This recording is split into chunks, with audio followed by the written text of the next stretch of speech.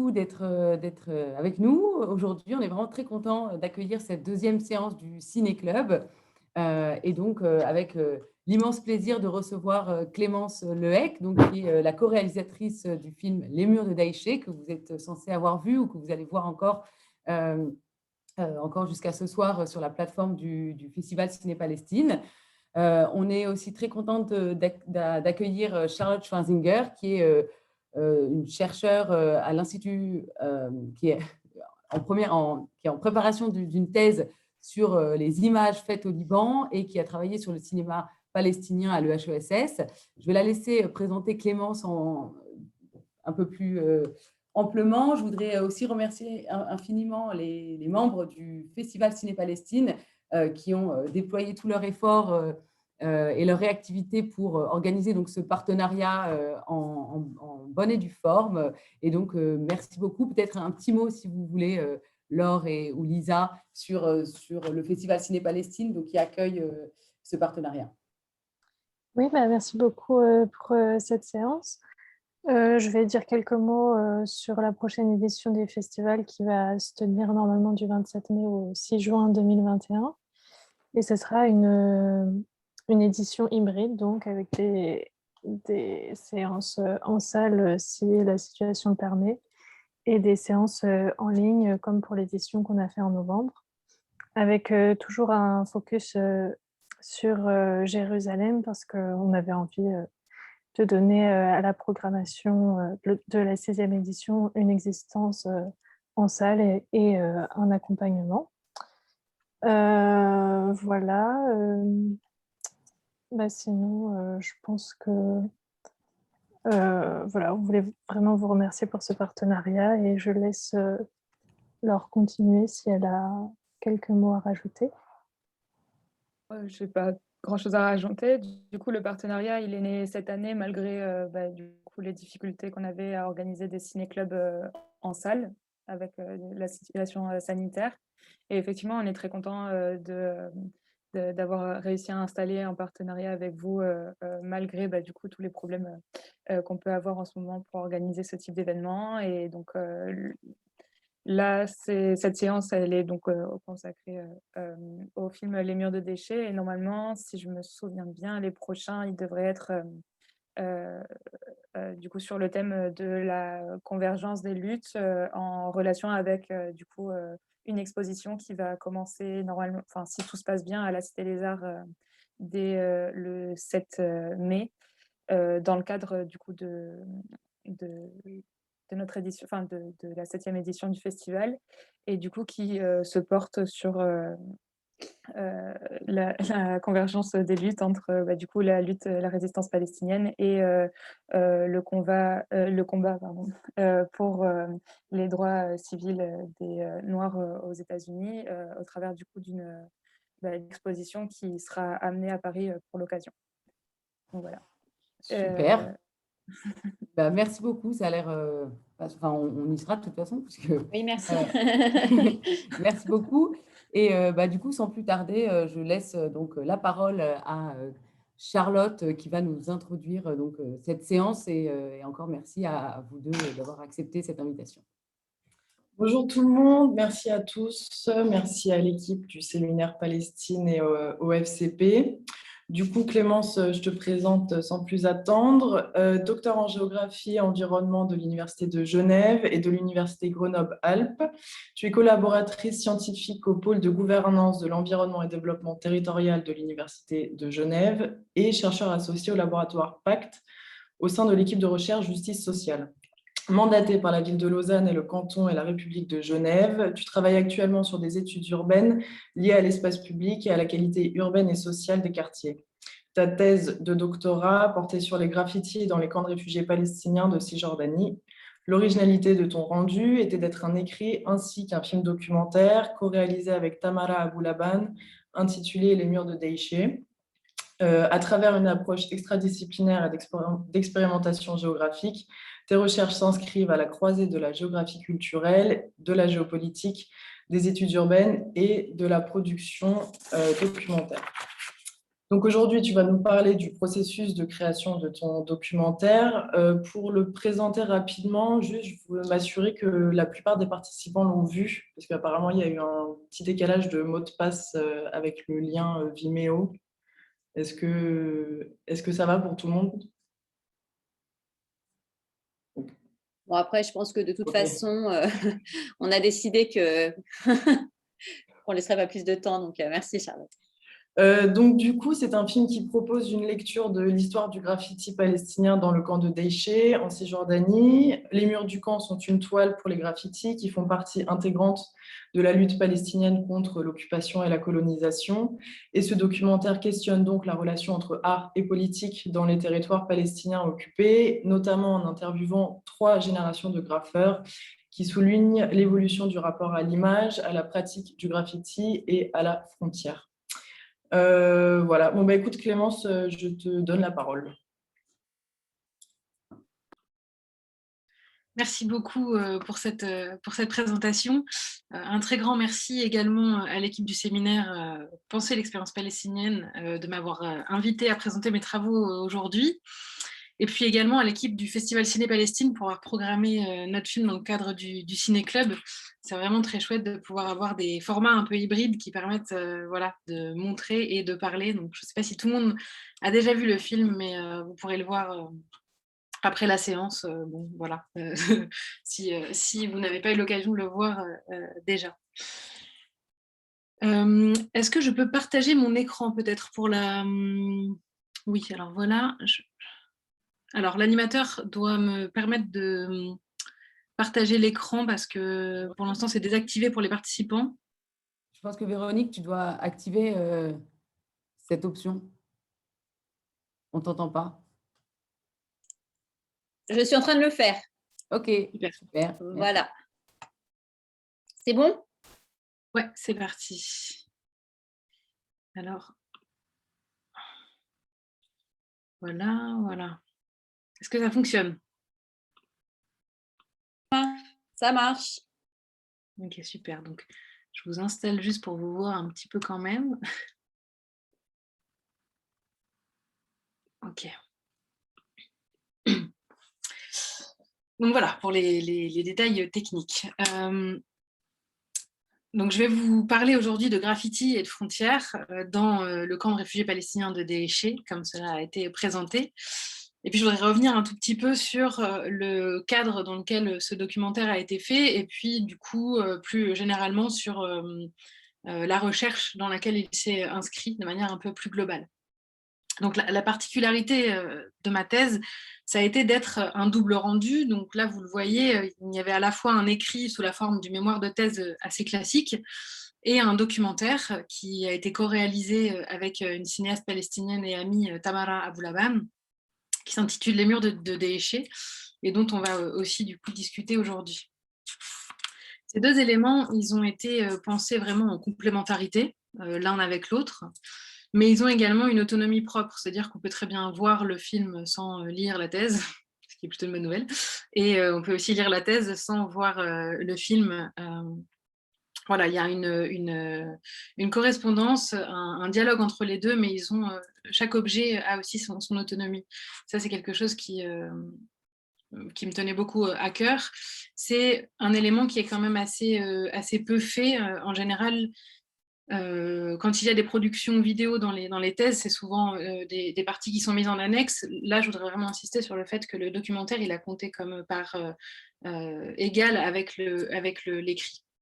Et puis, il y a du coup cette originalité aussi dans la forme qui fait que ce qui a compté également pour l'obtention de mon titre de docteur, ça a été une production qui est co-signée, puisque Tamara et moi, on a réalisé ce film ensemble. Et ça aussi, c'est quelque chose voilà, que je voulais mettre en avant, parce que c'est une des spécificités aussi de la forme même que la thèse a prise. Alors, pour vous introduire un petit peu au questionnement qui a été le mien, et puis repartir un petit peu aux prémices, souvent, je démarre de cette citation de Georges Perec, que je vais vous laisser le temps de lire, parce que ça permet d'introduire en fait les différents enjeux qui sont vraiment à l'origine de la thèse. Donc voilà, je vous laisse peut-être une minute pour en prendre connaissance.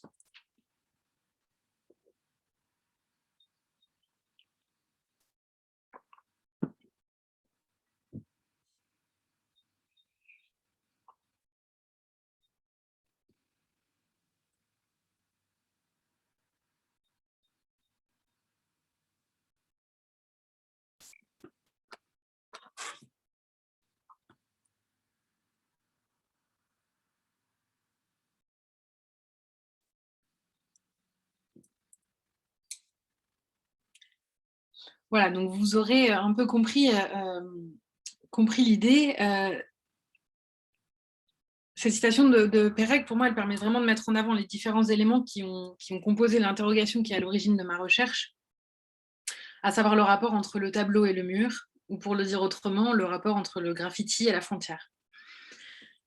Pérec, il propose dans cette citation une réflexion sur le caractère polysémique du terme mur, qui, moi, m'a vraiment aussi beaucoup intéressée. Il en parle comme d'une structure architecturale, mais également comme d'une barrière, d'une frontière, d'une limite.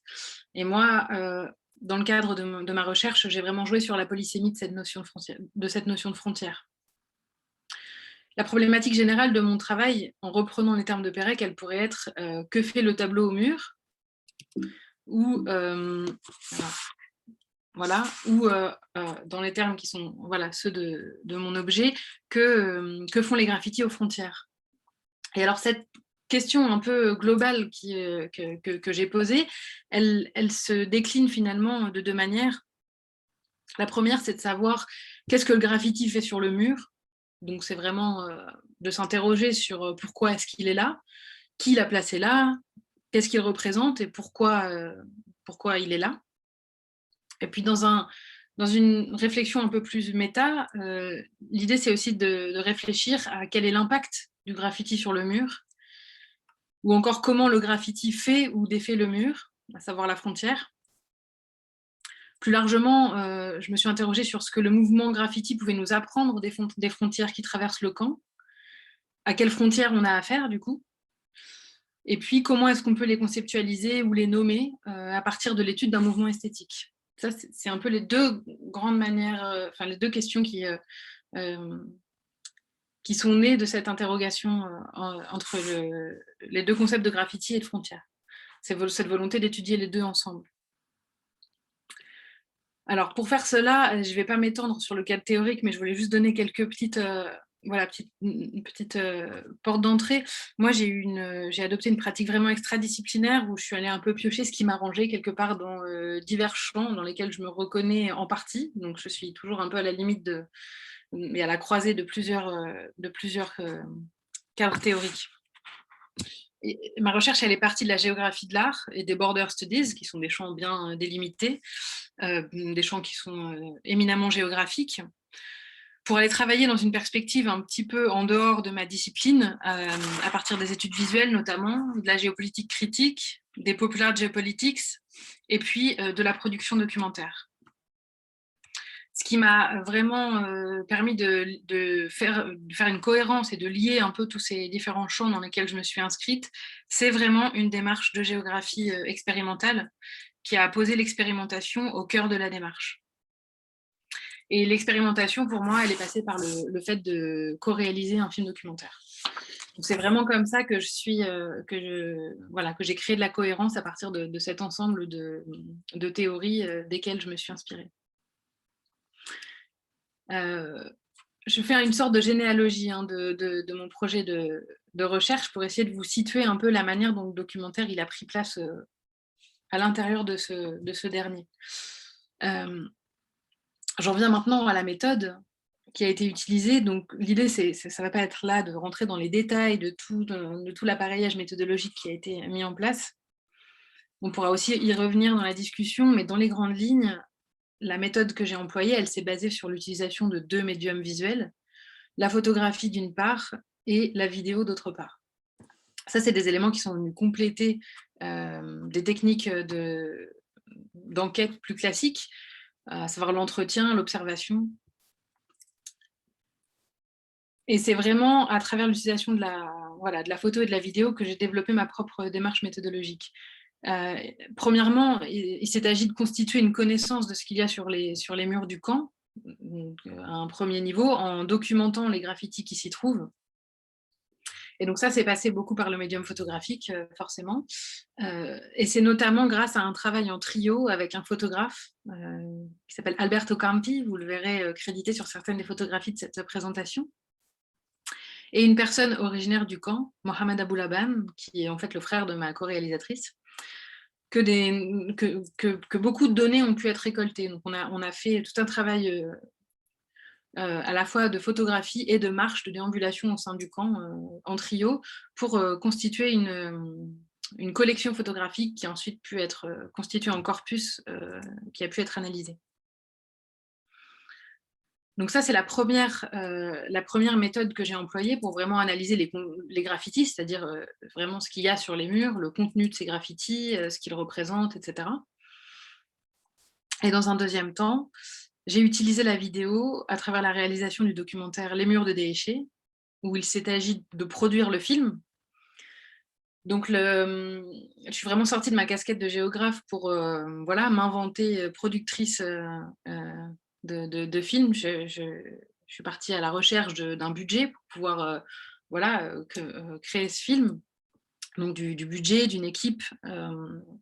J'ai aussi écrit les premières intentions cinématographiques. Et ensuite, le travail avec Tamara a véritablement commencé. On est rentré dans une collaboration parce que le budget ayant été trouvé, on avait aussi tout d'un coup les moyens de pouvoir réaliser ce travail.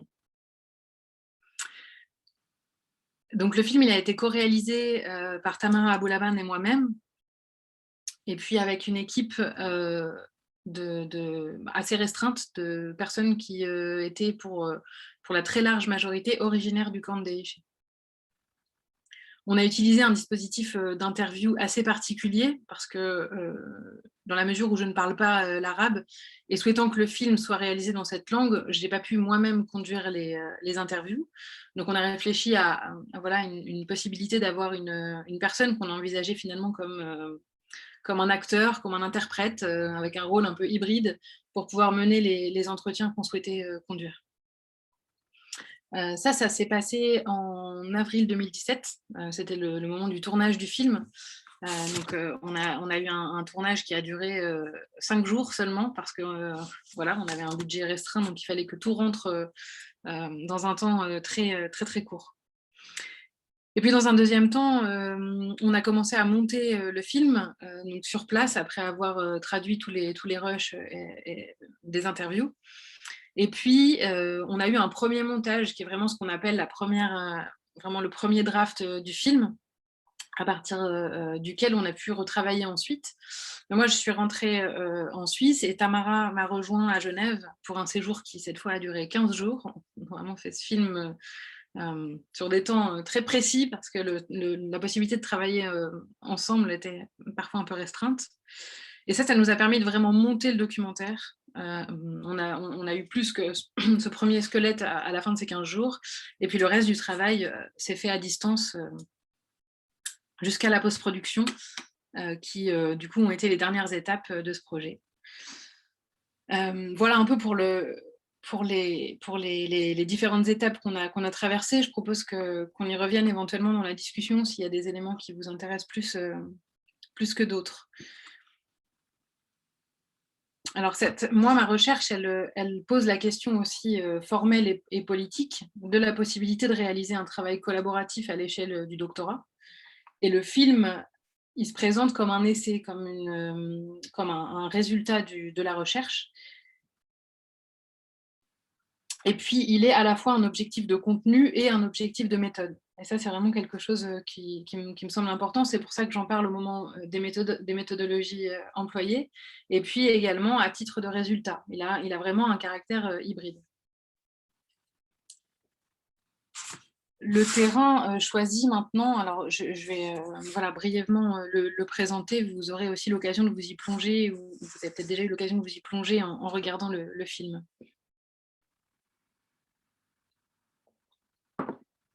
Alors, il faut savoir que le camp de réfugiés de Déhéché, il est situé dans la ville de Bethléem, au sud. C'est le plus gros camp des 3 camps que compte cette ville. Il a été établi en 1949 et ses habitants proviennent de 45 villages différents qui sont situés, pour la plus grande majorité, à Jérusalem-Ouest, donc vraiment à seulement quelques kilomètres du camp actuel, ou alors de la région de l'ouest d'Hébron al-Khalil, qui est située plus au sud. Actuellement, 15 000 personnes sont enregistrées à Déhéché, ce qui donne une densité de population qui est estimée à 45 000 habitants au kilomètre carré. On est vraiment dans un espace très densément peuplé. Le camp, il s'est pérennisé depuis 70 ans. avec le statut de réfugié qui se transmet de génération en génération. C'est un espace qui est construit sans plan et qui est devenu un véritable quartier de la ville de Bethléem. Les habitations, elles sont construites en béton, sans parement-pierre, et ça les distingue du reste de la ville. Le mode de développement du camp, il a produit des rues parfois très étroites, en tout cas extrêmement sinueuses. Et je voudrais, par un court extrait, vous permettre, surtout pour ceux qui n'ont peut-être pas eu le temps de voir le film, vous permettre de vous y plonger. Alors, il faut que je fasse comme ça. Voilà. J'espère que vous entendez.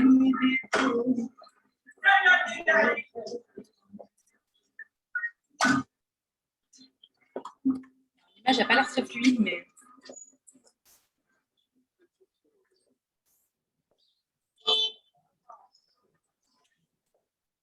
On n'entend quasiment pas, enfin je ne sais pas pour les autres, mais au moins on voit.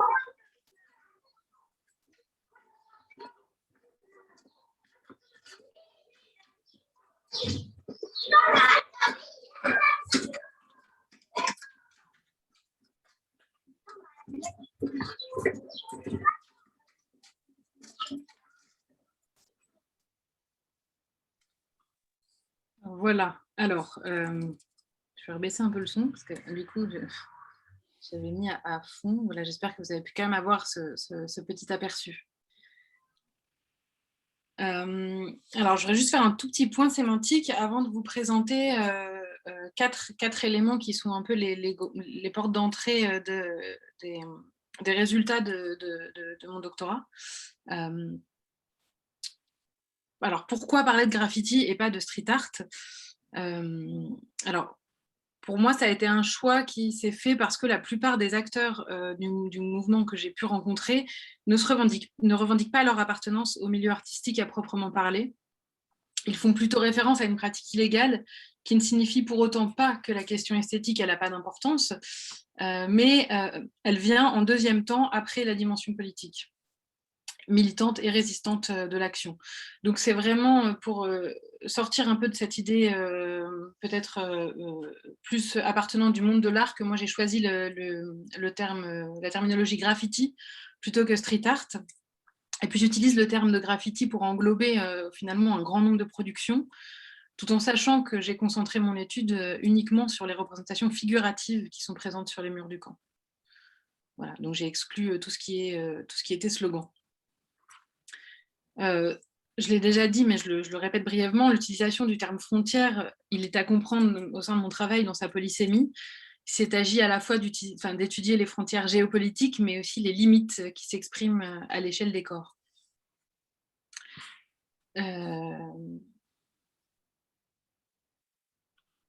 J'en arrive maintenant à un premier élément que j'aimerais vous présenter.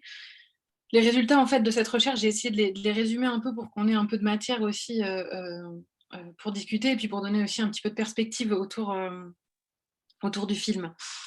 Donc, il y a 4 éléments que j'aimerais vous présenter. Le premier, c'est les acteurs. Donc, un des résultats de cette recherche, c'est d'avoir mis au jour les acteurs du mouvement graffiti palestinien. Donc, je vais y revenir brièvement. Je vais aussi expliciter certains motifs qui sont présents sur les murs des camps. Donc, forcément, on n'aura pas le temps de tout énumérer maintenant, mais l'idée, voilà, c'est de vous donner un petit aperçu des éléments qui ont été étudiés. Et puis, j'aimerais vous parler un peu des conclusions qui ont pu être tirées en termes de frontières. Et finalement, on en a déjà un peu parlé, mais finir sur l'apport que représente l'utilisation de méthodes visuelles et l'intérêt qu'il y a eu pour moi à collaborer autour de la production de ce documentaire. Donc, premièrement, ce travail, il m'a vraiment permis de confirmer le fait que les graffitis réalisés sur les murs des camps, c'était le fait quasi exclusivement des habitants de ces derniers. Et on observe une vraie distanciation de l'acte de peindre sur le mur de séparation, qui, à l'inverse, est majoritairement le fait d'artistes internationaux ou de personnes de passage. Et ça se distingue aussi par l'utilisation de la langue arabe de manière beaucoup plus massive dans les graffitis présents au sein des camps. Alors, je vais vous présenter un aperçu de certains acteurs que j'ai pu identifier. Je ne vais pas avoir le temps de tout développer aujourd'hui, mais je vais me concentrer sur certains acteurs qui permettent d'obtenir une perspective un peu diachronique de l'évolution du mouvement graffiti palestinien. Le mouvement, il trouve son origine à la fin des années 60. Alors, je vous ai mis en illustration des captures d'écran en fait, du film de personnes qui représentent une génération de graffeurs qui a pu être identifiée. Donc, l'origine du graffiti palestinien, je reprends, date de la fin des années 60, où l'organisation de la résistance à l'occupation par l'écriture de slogans rapides était inspirée notamment des luttes décoloniales en Algérie. Et puis, à ce moment-là, il s'agissait vraiment d'interventions spontanées de la part d'individus majoritairement isolés et qui s'exposaient à un vif danger. Donc, l'action, elle devait vraiment être rapide. Néanmoins, on observe que dès le départ, il y avait un fort souci qui était accordé à l'esthétique des productions. Donc, on était majoritairement dans la production de slogans à cette époque. Il y avait une vraie volonté d'avoir une graphie qui soit jolie et puis un vrai souci de la correction linguistique. Lors de la première intifada, donc à la fin des années 80, les partis se sont organisés, ils sont un peu emparés de cet outil de communication pour diffuser des messages dans un contexte où l'information elle était difficile à faire circuler du fait de la censure mise en place par les autorités israéliennes. Donc on a une sorte d'institutionnalisation de la pratique à ce moment-là qui s'organise.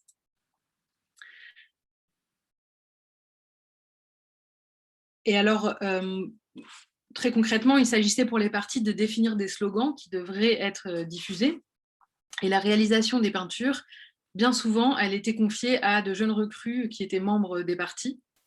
Et c'est une des raisons pour laquelle la pratique du graffiti, elle peut être vue comme un rite de passage, une forme de socialisation politique. Là, je fais référence à des travaux de Julie Petite qui publie des éléments sur cette question à la fin des années 90. D'un point de vue graphique, les réalisations, elles changent aussi avec cette institutionnalisation et cette organisation.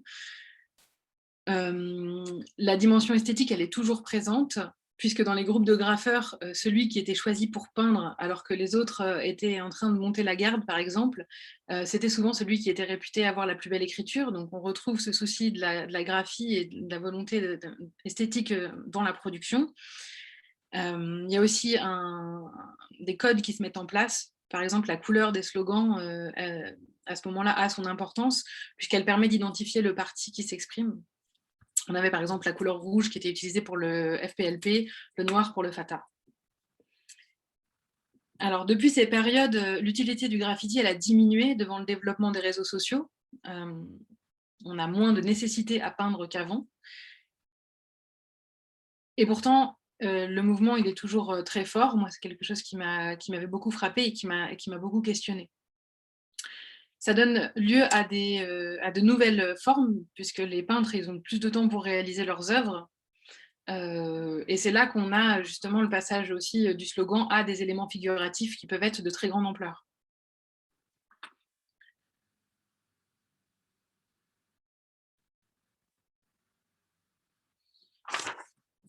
Alors, je fais vraiment un saut dans le temps et je vais vous parler de cette nouvelle génération de graffeurs.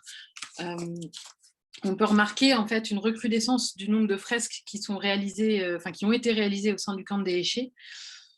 Et ces dernières font généralement le portrait d'individus tués par l'armée israélienne, les Shuhada. Les acteurs de ce mouvement aujourd'hui peignent toujours en groupe, la plupart du temps la nuit, en utilisant la technique des projecteurs. Donc il y a un projecteur qui est utilisé pour pouvoir faire un décalque. Mais de par leur, donc même si le danger a clairement diminué par rapport à certaines autres périodes, leur présence dans les rues du camp la nuit les expose tout de même à la potentialité d'un raid de l'armée israélienne au sein des camps. Et ces jeunes hommes qui peignent actuellement sans se revendiquer comme artistes, ils revendiquent en revanche l'héritage résistant de la première intifada, tout en refusant la dimension partisane. La plupart des productions qu'ils réalisent ne sont pas accompagnées du sigle d'un parti, ni d'une signature. Ils se présentent comme la voix du camp. Et alors, on est moins dans l'organisation des actions politiques, on est plutôt dans l'entretien de la mémoire des Shuhada et la volonté de proposer aussi de nouveaux motifs.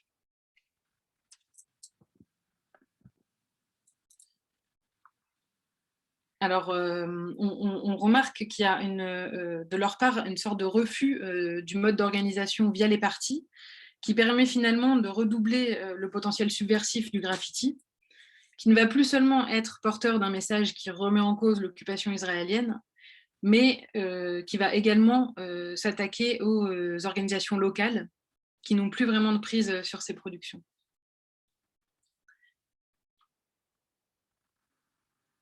Alors, je passe un peu parce que je m'aperçois que je n'ai pas non plus énormément... enfin voilà, je n'avance pas très vite dans ma présentation.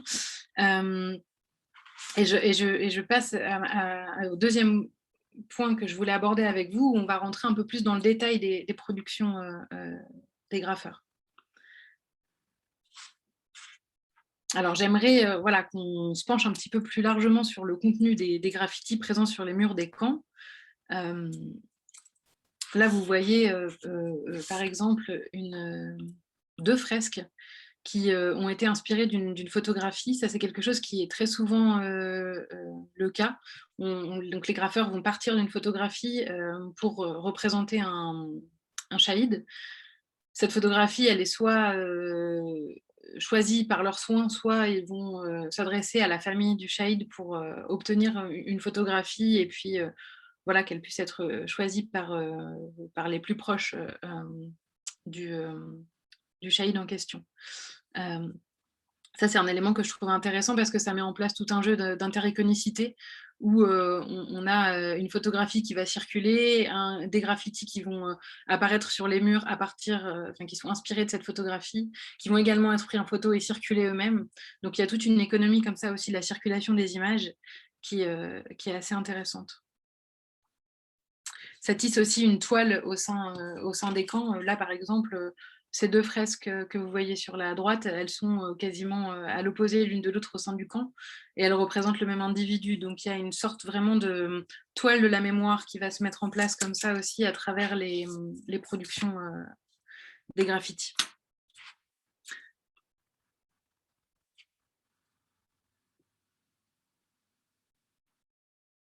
Alors, je le disais, on observe vraiment un plus grand nombre d'éléments figuratifs sur les murs.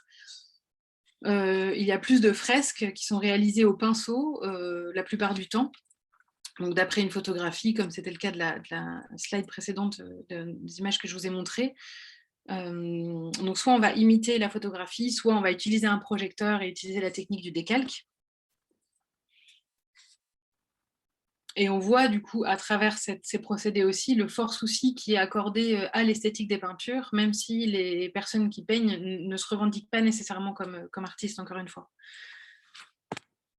Donc l'évolution des motifs de manière un peu plus globale, elle a pu être analysée au sein de mon étude en réalisant une comparaison avec des études de l'iconographie palestinienne qui datent des années 90. Et puis ça m'a permis d'établir ce graphique que je vous présente, qui revient sur la récurrence en fait de l'ensemble des motifs que j'ai listés donc au sein de la collection photographique. Alors, vous l'aurez compris, il y a des motifs qui sont vraiment plus importants que d'autres. J'ai déjà parlé des shahids. Je ne vais pas avoir le temps de tout développer aujourd'hui et du coup, je vais me concentrer justement sur ces deux éléments qui sont peut-être assez marquants de par leur forte présence, à savoir les shuhada et Antala. Donc, l'élément le plus représenté, c'est vraiment les shuhada, c'est-à-dire les martyrs. Il s'agit d'individus qui sont combattants ou non, qui sont morts dans le cadre du conflit avec l'État israélien. Et moi, j'ai choisi de les distinguer d'autres figures politiques ou littéraires qui sont représentées sur les murs des camps et qui sont parfois également des shuhada. Mais j'ai vraiment voulu les distinguer pour essayer de comprendre l'ampleur de ces martyrs qui sont connus à une échelle régionale seulement. Et même en les distinguant, la catégorie donc, des shuhada est vraiment ressortie comme étant celle la plus présente sur les murs des camps. Ils sont réalisés, donc, comme vous pouvez le voir sur cette photographie, en noir sur fond blanc, et quelques écritures ou dates les accompagnent parfois, mais ce n'est pas forcément toujours le cas.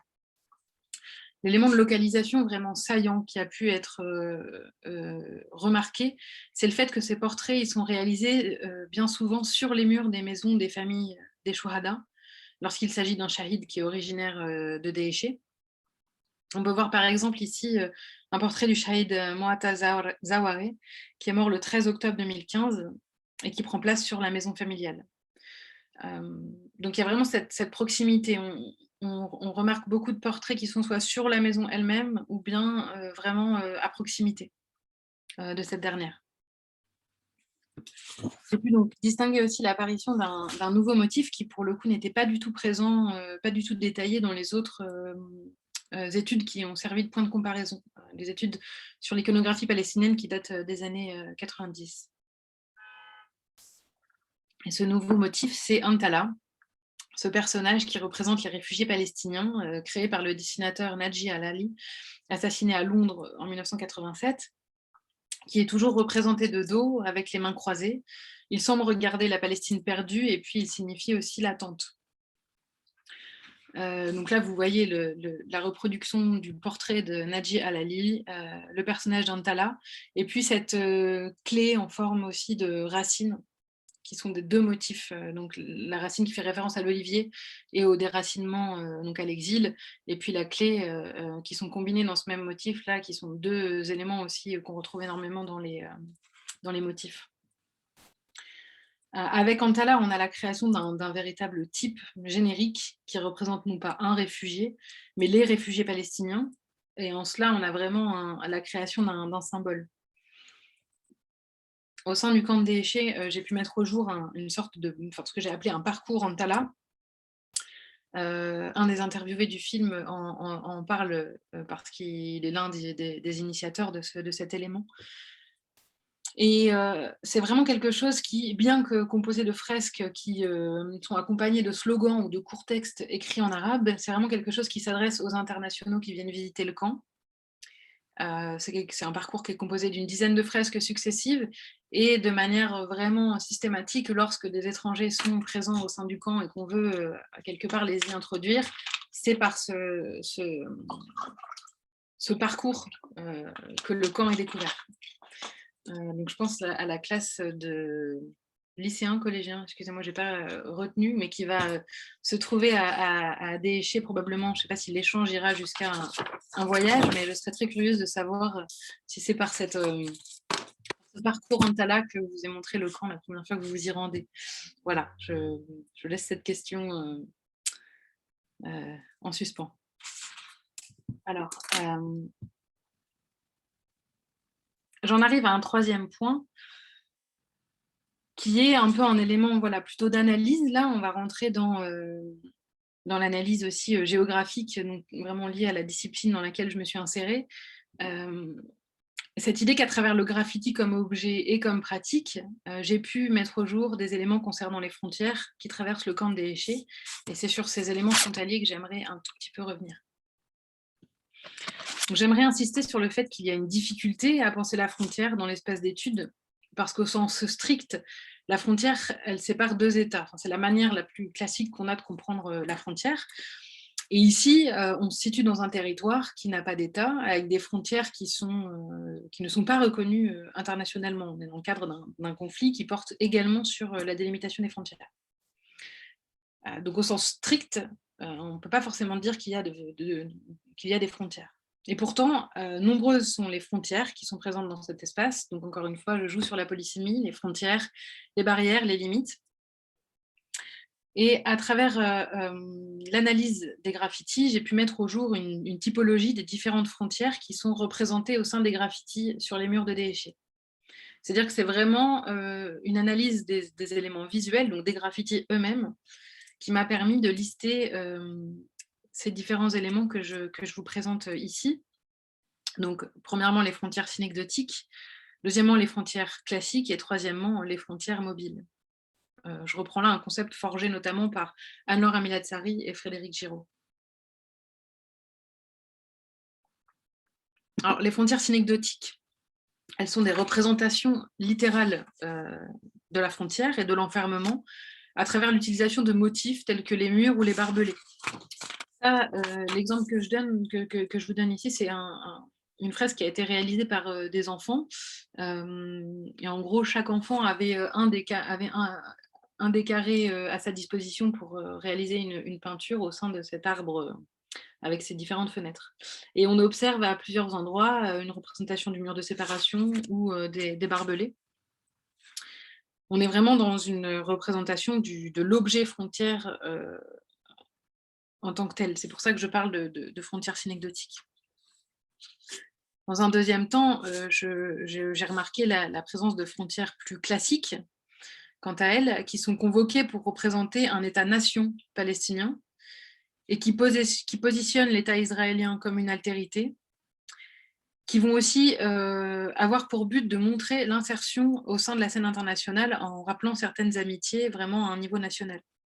Donc dans ces cas-là, on est vraiment dans une représentation qui utilise des motifs tels que la carte, le drapeau ou encore le kéfier, pour faire appel à une grammaire classique de ce qu'est l'État-nation. Enfin, troisièmement, et vous verrez que les éléments sont parfois hybrides, hein, parce que là, on voit aussi sur cet exemple-là qu'on a aussi une carte avec un drapeau et un kéfier. Mais il y a aussi autre chose dans cette image, c'est pour ça que je la prends comme exemple maintenant, pour vous parler de ce troisième type de frontières, que sont les frontières mobiles ou embarquées. Ces frontières qui traversent le camp. Et à travers les représentations des Shuhada ou de Hantala, il s'agit de rappeler que l'espace du camp il est soumis à des incursions militaires israéliennes qui peuvent engendrer la mort de certains habitants. La frontière, elle va vraiment s'actualiser dans un espace et selon une temporalité particulière. C'est pour ça qu'on la qualifie de mobile. Elle va viser des corps, et ça, c'est vraiment quelque chose que je trouve très important à nommer, c'est que la frontière, elle va vraiment s'étendre jusqu'à l'échelle la plus petite, à savoir l'échelle des corps. On n'est pas seulement dans une compréhension géopolitique de cet élément. Alors, je sors maintenant de la typologie qui a été dressée à partir de l'analyse des graffitis. Et je voudrais insister sur deux éléments, deux concepts centraux qui sont apparus au fil de cette analyse et qui sont aussi tirés cette fois de l'expérience pratique des graffeurs. Donc pas seulement de la production des graffitis, mais vraiment de ce que ça veut dire d'aller peindre et vraiment de la mise en mouvement de la pratique en elle-même.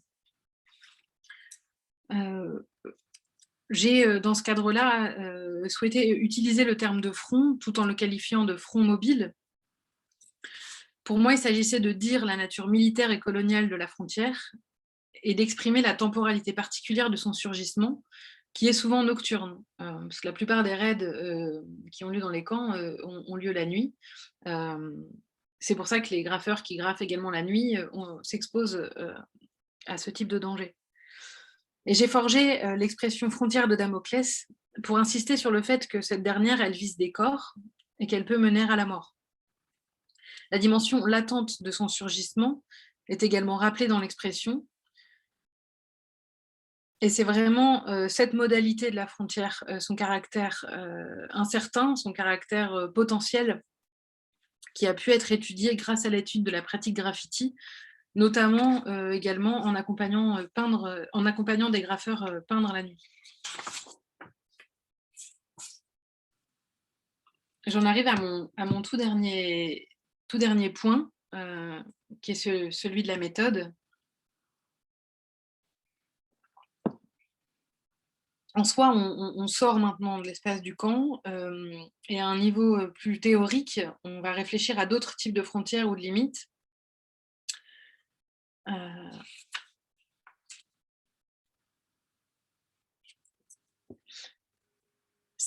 Pour moi, c'est par l'approche vraiment de géographie expérimentale et le positionnement extradisciplinaire que j'ai pu construire une recherche qui est résolument collaborative. Et c'est dans cette collaboration que des frontières ont été franchies ou recomposées, parfois pour des temps courts, mais ça nous a permis aussi de les comprendre. C'est là, à mon avis, le dernier rapport de ce travail, que d'être un rendu filmique co-réalisé autant qu'un rendu écrit dont je suis l'auteur. Et c'est vraiment grâce à l'usage de méthodologies visuelles qu'un pas vers une recherche collaborative a pu être fait. Je pense à des éléments assez particuliers qui nous ont fait être aux prises avec les frontières. Je pense que ça fera probablement écho avec les expériences que peuvent avoir les membres du Festival Ciné-Palestine quand il s'agit de faire venir des réalisateurs palestiniens pour présenter leurs films.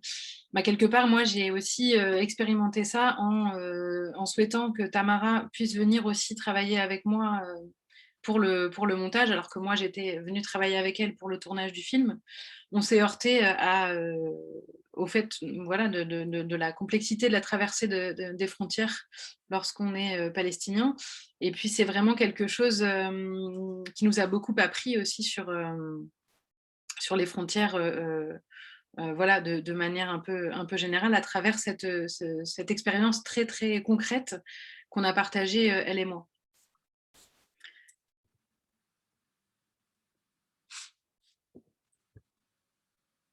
Voilà ce que je vais dire sur la méthode. Je ne vais pas forcément m'étendre beaucoup plus. On pourra aussi revenir peut-être au moment de la discussion.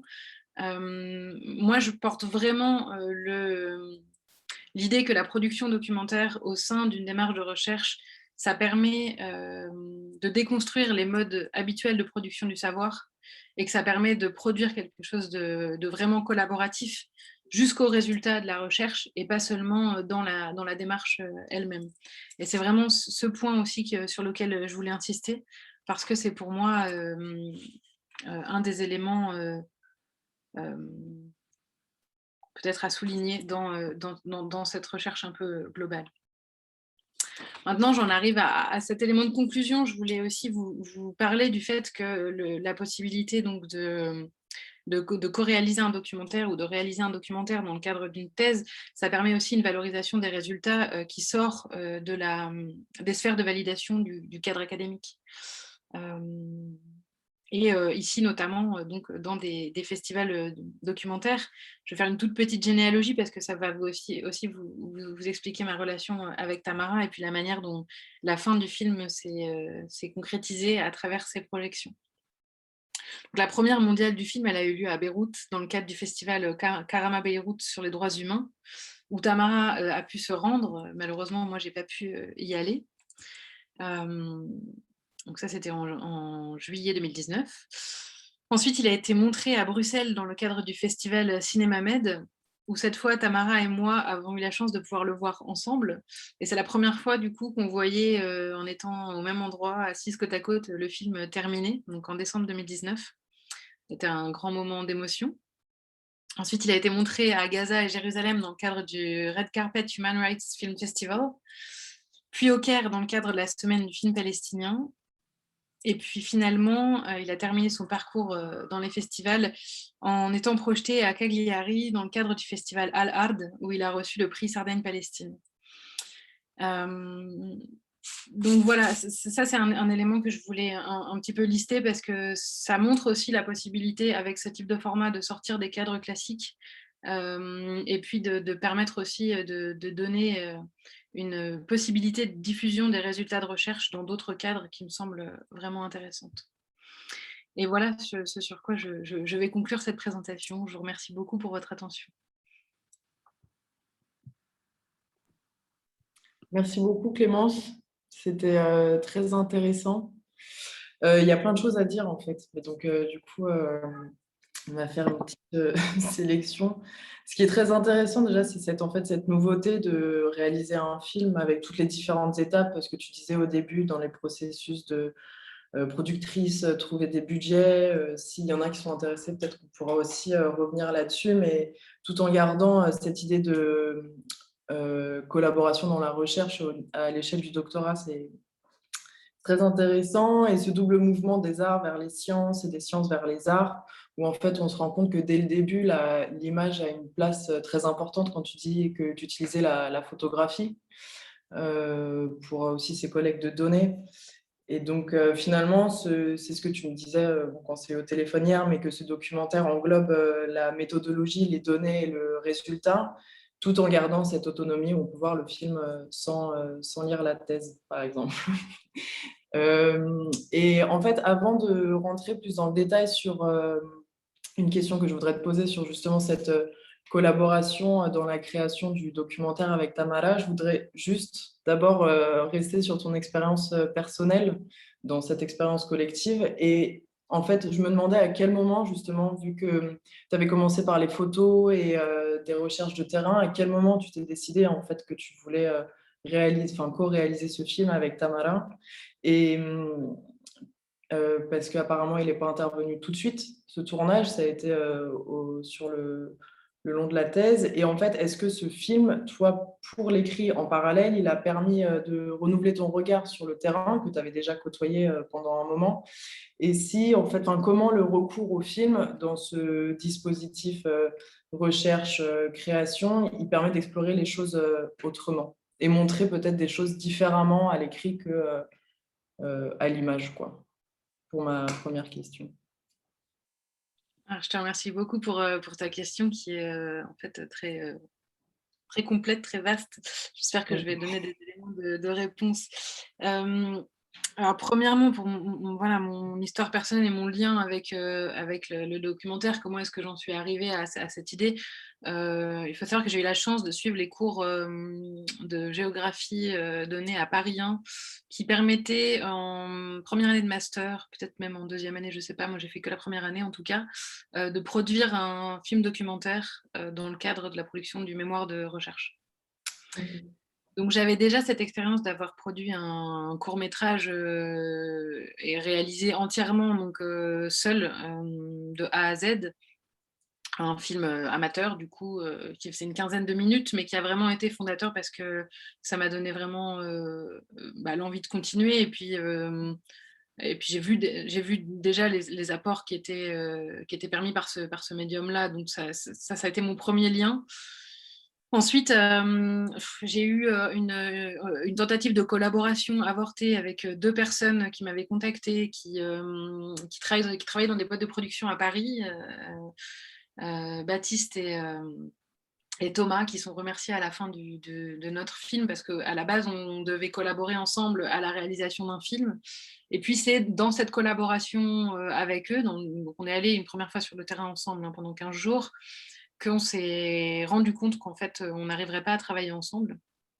Ça a été un peu un crève-cœur, cette décision, parce que c'est jamais facile d'arrêter une collaboration.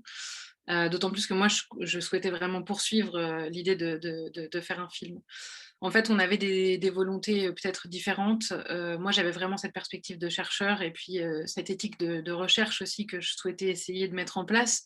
Et pour moi, ça passait par l'obligation de travailler avec des personnes sur place et pas d'arriver avec une équipe qui viendrait de Paris ou de Genève ou je ne sais où.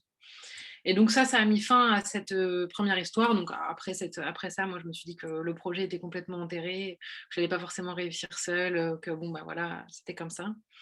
Et puis, c'est en rencontrant Tamara, en fait, que les choses, elles sont d'un coup redevenues possibles parce que je vais faire une toute petite aparté pour vous raconter l'histoire de ma rencontre avec elle, qui est aussi une histoire de rencontre cinématographique. Et je pense qu'on en a pas. Enfin, moi, j'en garde un souvenir vraiment incroyable parce que je reprends le fil. Au tout départ, j'ai trouvé un petit booklet sur le graffiti palestinien qui avait été écrit dans le cadre d'un workshop qui s'appelait Campusing Camps, qui avait eu lieu à Déché. Ils ont produit plusieurs bouclettes. Il y en avait un sur le graffiti. Je regarde, je le lis, je regarde le sommaire. Il y avait une seule femme qui avait participé à l'élaboration de ce booklet. Et moi, ça m'intéressait beaucoup d'avoir une perspective de femme parce que c'est vrai que la pratique graffiti, elle est essentiellement masculine. Je passe mon temps avec des hommes, je me dis super, une femme qui veut me parler de graffiti, je la contacte et puis on y va quoi. Donc on se donne rendez-vous et puis au début de l'entretien, moi ce que je fais généralement, c'est de demander à la personne de se présenter, de faire un peu son parcours de vie. Ça permet un peu de se détendre et de se connaître, même si en soi, généralement, je connais déjà les personnes, je sais d'où elles viennent, etc. Et puis Tamara, elle me parle de son premier lien avec le cinéma, qui est en fait que la réalisatrice, lorsque la réalisatrice Maï Masri est venue dans le camp de Déché quand Tamara était enfant, donc elle avait une dizaine d'années, pour tourner son film qui s'appelle Frontiers of Dreams and Fear, qui est l'histoire d'une correspondance entre des enfants de Déché et de Shatila au Liban. Et du coup, elle suit ces groupes d'enfants et Tamara fait partie de ce groupe. C'est, je dirais, c'est le second rôle de Déché après Manar, qui est la petite fille qu'on suit le plus. Et du coup, Tamara me parle de ça, de sa rencontre avec le cinéma à ce moment-là, de sa volonté de faire des études de cinéma et de devenir cinéaste après l'expérience de ce tournage. Et moi, c'est un film que j'avais vu quelques mois précédemment et qui m'avait énormément touchée. Je pense que c'est un des films qui m'a le plus touchée ou en tout cas à ce moment-là. Et du coup, j'ai vraiment été prise d'une émotion assez intense et irrépressible. Donc, j'ai fondu en larmes au bout de 3 minutes d'entretien. Et on a commencé, en fait, on s'est rencontrés comme ça. Et c'est une amitié qui s'est créée ensuite petit à petit. Et puis, en réécoutant cet entretien un peu plus tard, c'est un des entretiens que j'ai enregistré. J'en ai pas enregistré beaucoup, mais celui-ci, oui. J'avais oublié, mais à la fin, en fait, on parle de cette idée de faire un documentaire parce qu'elle me dit tu travailles sur les graffitis, ce serait quand même vraiment bien d'avoir quelque chose de visuel. Moi, j'ai jamais fait de film sur le camp dans lequel j'ai grandi, mais j'aimerais beaucoup en faire un. Et voilà. Et du coup, je pense que ça a ressemé la graine et qu'ensuite, les choses, elles se sont mises en place petit à petit au fur et à mesure, quoi. Mais c'est vraiment ma rencontre avec elle qui est déterminante dans le choix d'avoir voulu faire ce film et de l'avoir fait avec elle. Maintenant, au niveau des complémentarités entre l'écrit et le film, je pense qu'il y en a beaucoup et je pense qu'il y a beaucoup de formes à inventer de ce point de vue-là. C'est-à-dire que là, j'ai quand même écrit une thèse classique qui reste relativement classique. Et je pense qu'il y aurait des formes à inventer pour aussi peut-être penser à un écrit qui serait peut-être plus complémentaire avec le film, qui aurait peut-être une forme qui ressemblerait moins à une thèse sans film. Et que voilà, c'est tout à créer, je pense. Merci beaucoup. Du coup, je switch à ma partie expérience collective, mais peut-être plus parler, en discuter par rapport surtout au film et aux images, parce que donc du coup, toi, tu es chercheur, tu étais chercheur, tu faisais cette thèse inscrite à Genève, tandis qu'elle venait du camp, donc c'était quand même aussi deux regards en fait qui étaient complètement différents. Et donc sur ce travailler ensemble et dans ce partage d'expériences, mais aussi de confrontation des regards, je me demandais en fait comment s'était passé le montage. Parce que donc il y a plein de régimes d'images différents dans le film. Il y a ces entretiens déjà qui sont quand même une majeure partie, mais il y a aussi des photographies, des images d'archives, des images prises sur le vif avec le téléphone pendant que l'invasion israélienne arrive la nuit, etc. Il y a les séquences de nuit avec des images très saccadées, les travelling dans le camp. Enfin, il y a plein de styles d'images différents. Et donc, du coup, je me demandais justement, est-ce que c'était une façon au montage, quel jeu à l'image, en fait, vous avez mis en place à cette étape de montage pour refléter cette co-réalisation et aussi peut-être ces différentes visions du camp, j'imagine. Je ne sais pas qui tenait la caméra ou comment ça s'est fait, mais donc voilà, ça c'est plus sur le film en tant que tel. Merci beaucoup pour cette deuxième question. Je dirais que ces éléments de discussion et cette recherche de compromis, parce qu'en fait, moi, c'est comme ça que j'en parle, parce qu'on a dû trouver un regard, on a dû proposer un regard commun à partir de nos deux perspectives, qui sont extrêmement éloignées l'une de l'autre, en effet. Donc dès le tournage, moi par exemple, il y a des choses que je lui ai proposées dès le début. J'avais vraiment envie de ces moments où on marchait avec la caméra, avec une Steadicam, et on a fait énormément de prises de vue comme celle-ci. Et au début, quand on en a discuté, c'est pas forcément des prises de vue que Tamara jugeait essentielles. Elle me disait, mais pourquoi est-ce que tu veux faire ça? Enfin voilà. Et puis moi, je disais, mais en fait, moi, c'est comme ça que j'ai découvert le camp, et c'est en y marchant, donc quelque part reproduire ce mouvement à l'image, c'était une manière pour moi d'introduire et d'emmener les spectateurs dans un espace qu'ils ne connaissaient pas. Et c'est vrai que pour elle, c'était montrer le quotidien, quoi. Donc il y avait quelque chose de nos deux visions qui se heurtait. Alors ça, c'est pas forcément un des éléments qui a été le plus problématique, hein. Voilà, on en a discuté assez vite et puis on était assez d'accord. Mais c'est un élément que je mets souvent en avant, parce que nous, on s'en est pas forcément hyper rendu compte parce qu'on a monté ce film, etc. Mais lorsque je l'ai discuté, décortiqué, etc., notamment avec mon jury de thèse, il y a un des membres du jury, c'était Benoît Raoult, qui a fait une sorte d'analyse de film, c'était super intéressant. Et il m'a fait me rendre compte que ces travelling-là, on les avait seulement à partir de la première moitié du film.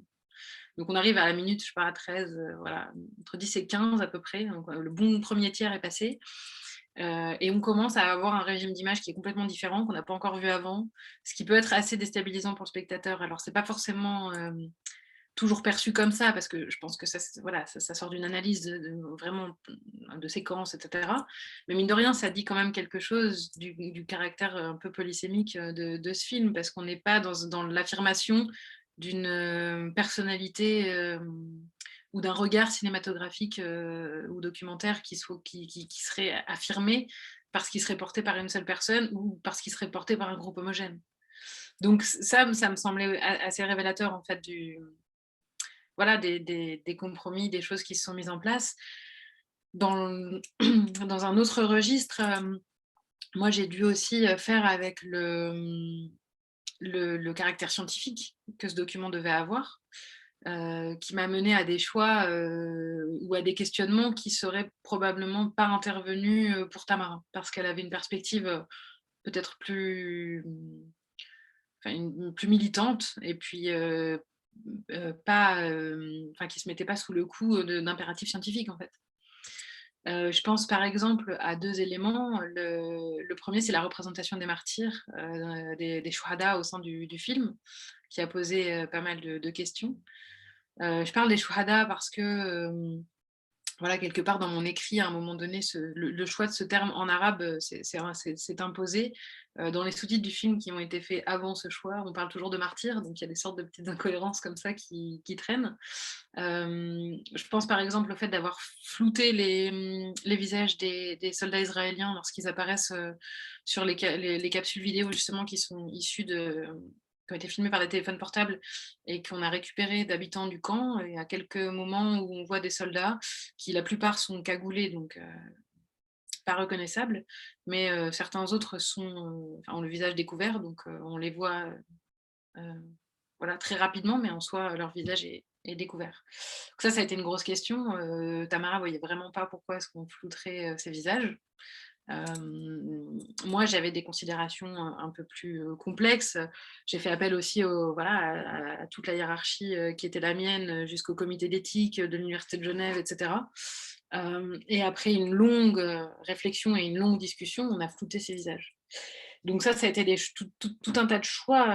Je prends quelques exemples comme ça un peu précis, mais oui, qui nous ont pris du temps, qui ont été l'objet de recherches complémentaires, comme c'est le cas pour cet exemple-là, mais aussi qui ont été l'objet de longues discussions elle et moi, pour savoir qu'est-ce qu'on gardait, pourquoi on le gardait, comment on le montrait. Donc oui, ça a été un long travail de recherche du compromis. Et puis, je crois pouvoir dire que ni l'une ni l'autre, on a dû faire des choix de manière imposée et comme un crève-cœur. Je me permets de l'affirmer comme ça, moi. Tu me posais aussi peut-être cette question parce que je t'ai partagé un papier voilà, qui n'est pas encore paru, mais qui va paraître, qu'on a coécrit ensemble avec Tamara, et qui revient sur un peu ce making-of, comment est-ce qu'on a fait ce film, comment on a collaboré et quels ont été les points d'achoppement. Et le fait de poser sur le papier ces éléments, ça nous a permis d'y revenir, d'y réfléchir, d'en reparler et d'en reparler vraiment de manière... voilà, parce qu'on produisait un article ensemble, quoi. Et c'est à partir de cette expérience-là, de cet article a posteriori, que je me permets de dire que je pense qu'on a vécu les choses chacune comme un compromis, vraiment. Donc voilà, pour répondre un peu à cette question de la collaboration et de la création de quelque chose de commun à partir de nos perspectives éloignées. Merci, merci beaucoup. Du coup, je ne sais pas, je vais peut-être laisser la parole aux participants. Donc, n'hésitez pas. Oui, merci beaucoup, Charlotte, pour l'ouverture de ce débat. Et on aimerait effectivement, du coup, je pense que enfin, il y a énormément de pistes, de questions, etc. Donc, voilà, le micro est à vous dans la salle. N'hésitez pas juste à prendre la parole, en fait, tout simplement, sans chat, sans... Alors, Samira. Oui, Bonjour. bonjour, bonjour et merci pour la présentation. C'était très intéressant. Et j'avais une question par rapport à, en fait, vous avez parlé aussi, tu as parlé aussi du mur de séparation et en fait des graffitis sur le mur de Bethléem qui sont faits par des artistes étrangers. Et en fait, en parlant avec des Palestiniennes, il y a aussi des voix un peu critiques par rapport à ça.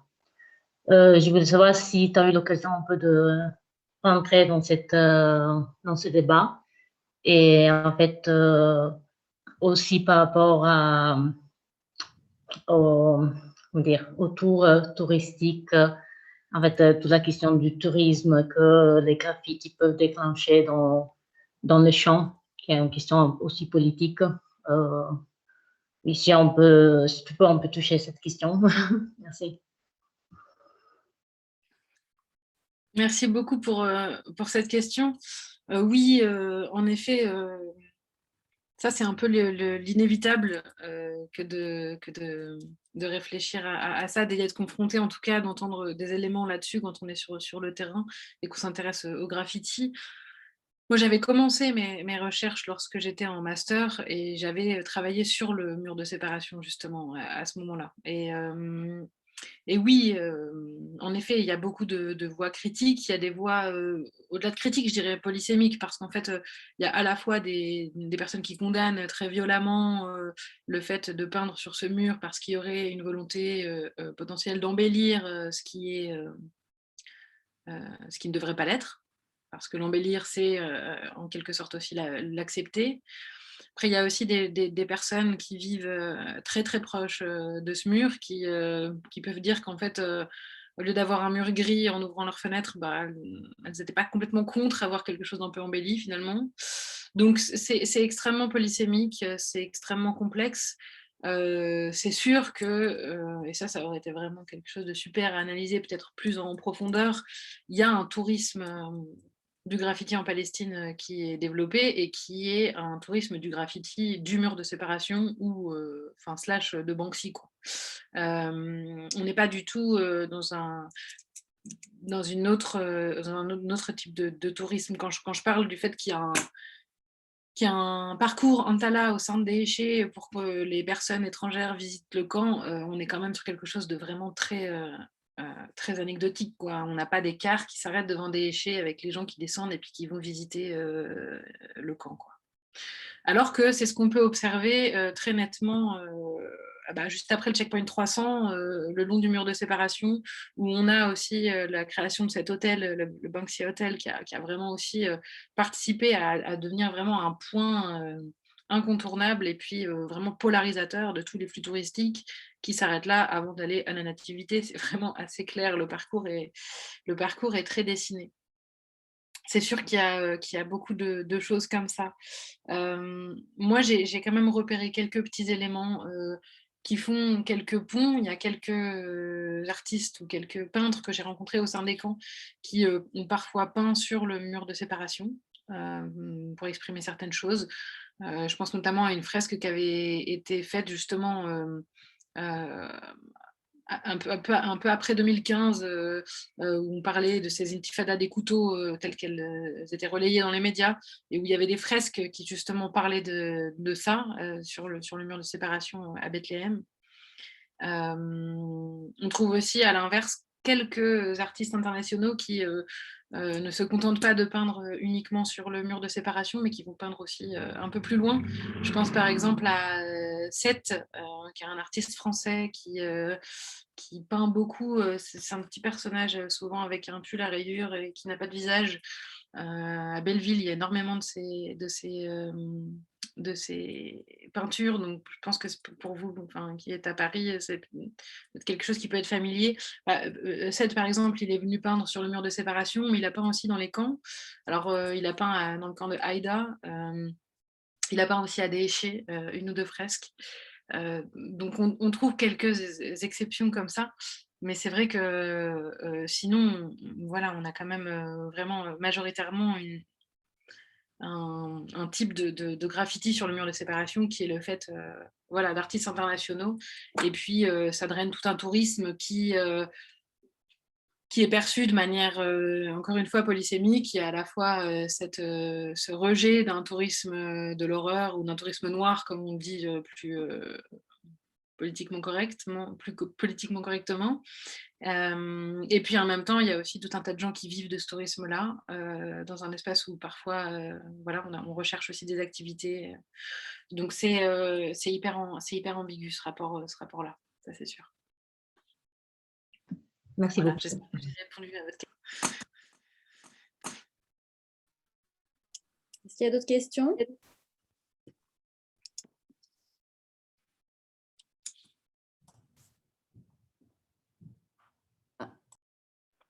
Oui, Lamia? vous m'entendez? Oui, je veux bien. Merci. Merci beaucoup pour cette présentation. Moi, je voulais poser une question plus un petit peu par rapport au camp, en fait, au groupe là qu'on voit dans le documentaire des jeunes, etc. Et moi, je sais qu'en arrivant au tout début, on a l'impression effectivement d'avoir cette identité du camp qui est très forte, des solidarités, des slogans et même des représentations assez consensuelles et partagées de tous, mais où finalement, quand on passe un peu plus de temps, souvent, il y a quand même des rivalités à l'intérieur, que ce soit des gens qui sont plus proches, par exemple, du centre de Laylac, qui est très présent pour les jeunes du camp, qui participent à animer un petit peu tout ça et puis à mettre ensemble tous ces jeunes et à lancer la dynamique qui est quand même très forte. Et d'autres voilà, qui sont plus à l'inverse, pas tout à fait d'accord avec la perception politique de Laylac et qui vont s'organiser différemment. Et du coup, est-ce que ça transparaît, parce qu'on n'arrive pas à le voir hein, comme ça dans les slogans. Voilà, j'apprenais dans votre présentation qu'il y avait les codes couleurs, le rouge que c'était plutôt le FTLP, ça j'en avais aucune idée. Donc voilà, est-ce que comme ça, vous avez pu voir s'exprimer ces rivalités, ou peut-être en termes de comment est-ce qu'on graffe, est-ce que c'est des groupes voilà, rivaux qui vont avoir plutôt des territoires du camp différents, ou pas d'ailleurs. Enfin, c'est vraiment, je me demande vraiment, parce que je me dis c'est peut-être des rivalités politiques par ailleurs, mais où sur la question des graphes, peut-être que ça n'existe pas, ça transparaît pas forcément.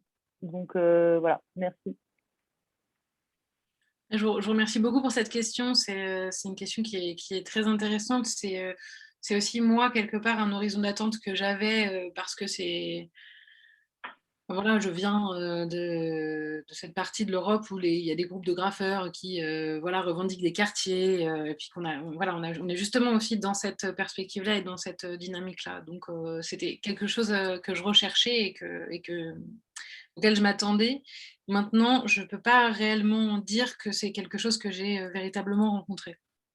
J'ai pu le voir sur des éléments un peu anecdotique où on a en effet le sigle d'un parti et puis tout d'un coup, enfin qui a été graffé rapidement à la bombe et puis on voit le sigle d'un autre parti qui vient recouvrir.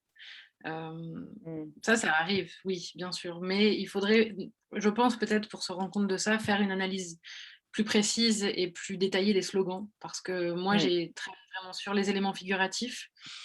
En introduisant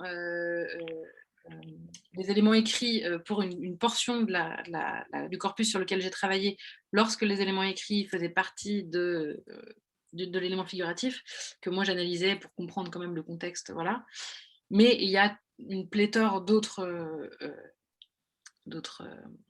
expressions qui sont ces slogans, qui sont ces éléments écrits en arabe sur les murs. Et là, je pense qu'on pourrait trouver peut-être des choses. Je pense que dans les productions figuratives, il y a aussi quelque chose d'un peu imposant, de bien fait, entre guillemets, d'esthétique, et puis qu'il y a du coup une forme de respect de ça, aussi parce que souvent, comme je le présentais, c'est des portraits de shuhada. Donc on ne va pas venir repeindre un shuhada parce qu'il... Enfin voilà. Ce que j'ai par contre vu, qui pour le coup est intéressant, c'est une appropriation par les partis politiques des shuhada. Donc on a certains shahids, par exemple, à l'intérieur du camp, qui sont revendiqués par le Fatah et par le FPLP en même temps. Donc on change de rue et tout d'un coup on se dit ah mais lui il n'était pas associé à FPLP, ah bah non, là il est associé au Fatah. Donc il y a voilà peut-être une homogénéité aussi et un accord qui se forme autour de la question des shuhada qui vient en fait effacer, je pense, les rivalités parce que voilà, de par le type de motif qui est représenté et de par la forme que prennent les peintures. Donc moi je dis tout le temps que ce serait très chouette d'avoir une étude plus approfondie des slogans si quelqu'un veut se lancer dans une recherche complémentaire, ça serait vraiment super. Moi, Clémence, juste, on a une question de Clémence Van Dries. Bonjour. Donc, elle ne peut pas prendre la parole, mais en tout cas, elle te remercie beaucoup pour la présentation. Elle trouve le film génial. Et donc, sa question, c'est que donc, tu parles de ta pratique extra-disciplinaire lorsque tu filmes sur le terrain, tout en évoquant des compromis avec Tamara sur la captation de certaines images par rapport à tes objectifs scientifiques. Et du coup, est-ce que tu as eu l'impression de développer malgré tout une pratique géographique du film documentaire avec tes propres réflexes, des types de cadrage sur les paysages, les interlocuteurs, ou au contraire, est-ce que tu voulais garder une position moins académique? Merci Clémence pour cette question. Et merci beaucoup Clémence pour cette question. Alors, je vais répondre peut-être en essayant de découper un peu les choses. L'extradisciplinarité, c'est quelque chose dont je me suis revendiquée un peu vers la fin de ma thèse quand on cherche voilà, quand on écrit et qu'on cherche vraiment à savoir où est-ce qu'on appartient en fait, où est-ce que notre travail s'ancre. Moi, j'ai fonctionné beaucoup comme ça plutôt que depuis la théorie vers l'action. Donc, à la fin, j'étais un petit peu embêtée avec tout ce que j'avais fait à me dire mince, mais en fait, je suis où, comment je me situe, voilà. Et l'extradisciplinarité, ça a été un champ de lecture qui s'est ouvert à moi et qui m'a vraiment permis de reconnaître une manière, en fait, une pratique. Maintenant, c'est pas parce qu'on est extradisciplinaire qu'on est moins académique ou qu'on n'est pas non plus issu d'un champ donné. Donc, je considère que le travail qui a été fait est un travail géographique et qui s'inscrit vraiment dans la discipline géographique parce que c'est aussi ce qui, c'est ce qui construit mon regard, en fait. Donc, quelque part, je ne peux pas m'en départir jamais, même si je vais piocher ailleurs. Quelque part, il y a une sorte d'élément comme ça. Alors, sur les réflexes, les types de cadrage, les paysages, tout ça, je ne saurais pas vraiment comment répondre parce que quelque part, réponse serait supposer qu'il y a une sorte de sous-genre qui serait le documentaire géographique. Et je ne suis pas sûre qu'il existe, et je ne suis même pas sûre que ce soit souhaitable qu'il existe. Je ne sais pas exactement comment classer le documentaire qu'on a produit. Et quelque part, il a une forme assez classique. On est quand même dans du documentaire d'interview avec des images d'illustration, donc on n'est pas non plus dans un truc expérimental, révolutionnaire, quoi. Ça, c'est sûr, d'un point de vue vraiment formel, on est sur quelque chose d'assez classique. Son ancrage au sein d'une thèse de doctorat lui donne un caractère un peu plus hybride, qui a posé aussi beaucoup de questions pour l'acceptation du projet et du rendu dans le cadre de l'obtention d'un doctorat. Donc, je ne saurais pas trop comment répondre à cette question, à part par voilà, cette autre question de savoir est-ce qu'il existe un sous-genre, est-ce qu'on a des choses à inventer en tant qu'universitaires qui pratiquons le documentaire, ou est-ce qu'au final on s'en sert dans un autre champ sans vraiment que ça pose problème. Voilà, je pense que la discussion est un peu ouverte. Je ne saurais pas vraiment donner plus de réponses, une réponse plus précise que ça. Je ne sais pas si ça répond à ta question. Ok, chouette. Voilà, mais volontiers pour en discuter aussi plus longuement, éventuellement au besoin. Je pense que c'est des questions aussi de champ et de perspective, parce qu'on est quand même dans un moment où on a un tournant aussi. On a de plus en plus d'utilisation d'éléments visuels. Moi, je le vois à l'Université de Genève, on vient de créer un certificat d'études visuelles. Voilà, on est vraiment dans une volonté de la part des sciences sociales de s'approprier des choses, de travailler de manière hybride, etc. Et puis, il va falloir tirer les conséquences de ce qu'on fait à un moment donné, parce que ça pose tout un tas de questions, quoi. Voilà.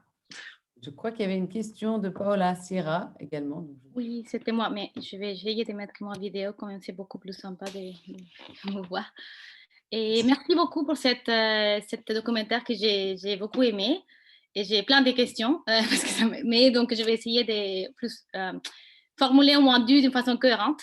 Donc, et d'abord, c'est par rapport au parcours que vous avez, en tout cas, ça m'a évoqué un parcours dans la ville qui, je pense, il y avait évidemment un choix de ces parcours. Donc, je me pose la question si c'était choisi par rapport à des marqueurs ou des marqueurs territoriaux ou des repères, par exemple, au niveau des graffitis qui étaient dans son coin, en angle, et qui faisaient plus ou moins qu'on puisse suivre un parcours. Et je ne sais pas si c'est en relation avec l'idée que vous avez évoquée sur le tourisme aussi. Donc, je ne sais pas, il y a différents parcours qui peut-être se mélangent ou pas. Il y a des marqueurs, des référentes dans les territoires, qui on puisse en fait pouvoir voir dans cette documentaire.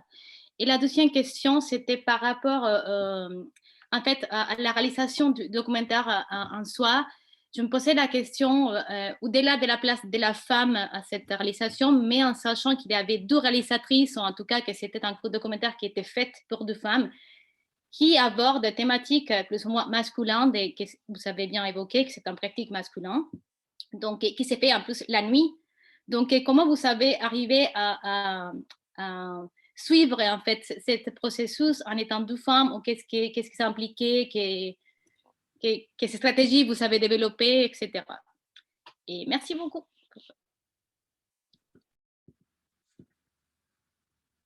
Alors merci beaucoup pour vos questions. Cette idée de parcours dans la ville, c'est vraiment quelque chose qui a guidé le tournage, en fait. On avait 5 jours, on avait nos interviews, donc ça c'était les jalons. On ne pouvait pas déroger à ces rendez-vous-là. Et le reste du temps, en fait, on se répartissait en équipe. Donc, souvent, l'assistant caméra partait avec Tamara, et moi, je partais avec l'ingénieur son. Et on allait filmer. En fait, on se répartissait les rues du camp, quoi. On s'est réparti des quartiers, on s'est réparti des rues, et puis on se disait, voilà, vous faites... Et on utilisait vraiment un peu ce langage-là. L'idée, c'était, vous couvrez ce coin, nous, on couvre ce coin. Et puis, on a essayé en 5 jours d'avoir tout couvert. Alors, bon, est-ce qu'on a tout couvert voilà, de manière complètement exhaustive? Je ne crois pas. Je pense quand même qu'on est allé assez en profondeur dans la compréhension du camp. Moi, il y a quelque chose qui me marque quand même très fortement, et pour être tout à fait honnête, c'était du coup mon dernier terrain. Je pense que c'est le seul moment, ce dernier moment, où j'ai arrêté de me perdre au sein du camp. En fait, après le tournage, je l'avais tellement arpenté, et on était tellement rentré dans le détail, aussi avec cette aisance, de la légitimité que le fait de faire ce film ensemble m'apportait à moi, qui m'a permise en fait de me déplacer au sein du camp avec beaucoup plus de facilité qu'auparavant. Je suis retournée voir toutes les personnes qu'on a interviewées, par exemple, pour leur apporter un petit cadeau avant de repartir. Et puis, j'ai réussi à trouver chacune des maisons, quelque chose qui aurait été complètement impossible quelques temps avant.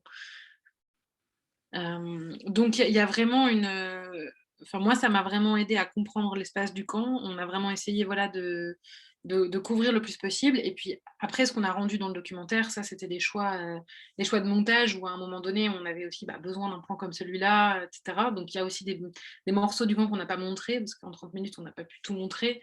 Donc, voilà un peu comment est-ce que les choix de ces parcours qui ont été montrés ont été faits.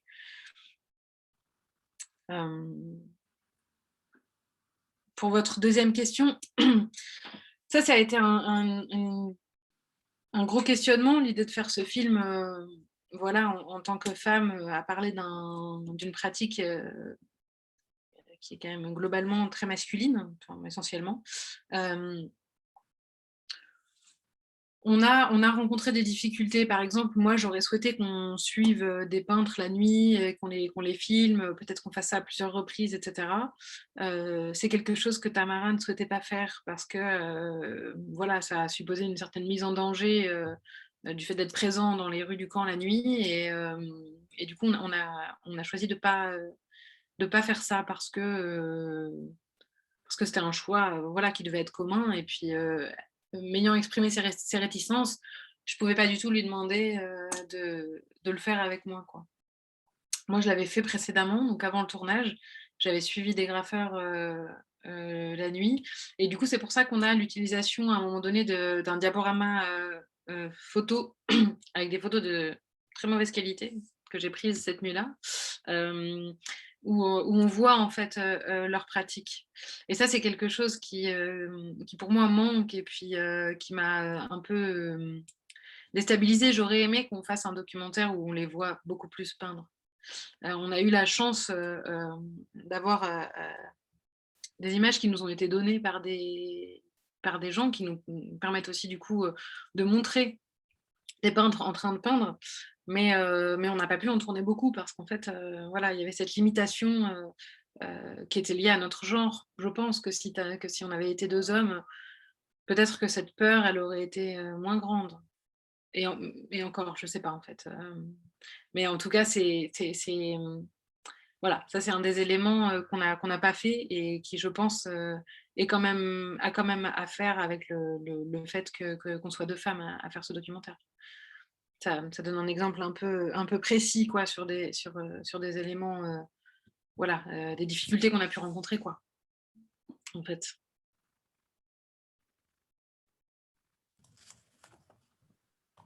Il y a d'autres questions? Moi, je veux bien peut-être poser une question, si... Ou vas-y, Baptiste. Moi aussi, j'ai une question. Bon, enfin, Ouais. vas-y, Marion. Vas-y, Baptiste. Ok, alors du coup, j'y vais. Lance-toi. Juste parce que... Non, mais juste, voilà, en tout cas, je voulais redire mon enthousiasme à avoir vu ce film, et qui, en tout cas, je pense aussi pour les étudiants et les gens qui commencent aussi des recherches, ou alors qui les continuent, ou même des chercheurs confirmés, je pense que c'est quand même très inspirant, et ça montre vraiment comment réellement faire de la recherche, création, en fait, avec donc toute cette autonomie là dont tu as parlé, et en même temps où c'est quand même des des productions en soi qui sont indépendantes les unes des autres, mais en même temps voilà, moi j'ai lu ta thèse et donc voilà, je vous encourage tous à lire la thèse de Clémence Lehec, qui est d'ailleurs été publiée, hein, donc vous pouvez aussi, me semble-t-il, hein, donc vous pouvez aussi acheter le Petite livre. Voilà, information. je Voilà. fais la pub, mais du coup on ne l'avait pas dit en intro. Mais en tout cas, voilà, on peut aussi lire les deux et c'est hyper inspirant, je pense, pour la suite. Et comme tu dis, c'est un champ qui est complètement en train de se développer. Et ça pose toute la question aussi de la restitution de notre collecte en fait, de données qui parfois, et qui pose aussi la question de l'inconfort que peut aussi parfois avoir la position même du chercheur sur le terrain, en fait. Alors, il y a beaucoup d'anthropologues ici, mais il y a aussi d'autres chercheurs. Et en fait, du coup, par ce film et par ce choix-là, en tout cas, tu as essayé et je pense que tu as tout à fait réussi à pallier donc, cet inconfort, en fait, finalement, qui est un peu inhérent à tout travail de recherche à un moment. Et donc, on développe des stratégies de contournement pour les dépasser, mais je pense que du coup, aller dans cette direction est tout à fait heuristique. Et donc, du coup, une de mes premières questions, c'était justement, par rapport à la restitution, est-ce que ton film a été diffusé dans le camp? Comment il a été aussi éventuellement accueilli? Bon, tu n'as pas forcément ces éléments, mais en tout cas, voilà, cette question de la diffusion localement. Tu as aussi parlé à la fin de ta présentation de toute la valorisation que ce film a eu à travers des festivals de cinéma, donc, et notamment au festival Red Carpet à Gaza. Je voulais aussi avoir si tu as eu des informations sur le pouls de la salle par rapport à cette projection. Après, peut-être revenir, peut-être Samira l'a déjà un peu fait, mais elle a déjà posé cette question, mais par rapport à ce tourisme, la question du tourisme, et donc est-ce qu'il y a vraiment une économie en fait dans le camp de cette pratique? Alors voilà, je sais que par exemple, tu as évoqué Banksy. Banksy, en fait, il y a des tours de taxi, etc. Et on invente aussi des Banksy à des places où Banksy n'est pas là, mais bon, voilà, il y a toute cette image de marque que révèle Banksy. Donc voilà, est-ce que je voulais savoir s'il y a eu ça également quand même dans le camp. Et ma dernière question, c'était sur, tu as commencé ta présentation et donc ton film rend hommage et rend hommage à ces acteurs. Donc à la fois, ce que j'ai aussi beaucoup aimé, c'est le regard intergénérationnel aussi que tu portes. Et en fait, j'aurais peut-être voulu en savoir un peu plus sur leur profil, en fait, et notamment par rapport à leur politisation. Alors, on sent que vraiment, tu l'as un peu évoqué en filigrane, mais voilà, un peu savoir d'où ils viennent. Voilà, ils viennent tous du camp, hein, ça tu nous l'as dit, mais qu'est-ce qu'ils font à côté, comment ils font pour… voilà, quelles sont leurs activités professionnelles, comment ils ont été formés, et aussi leur lien avec une activité politique ou pas. Voilà.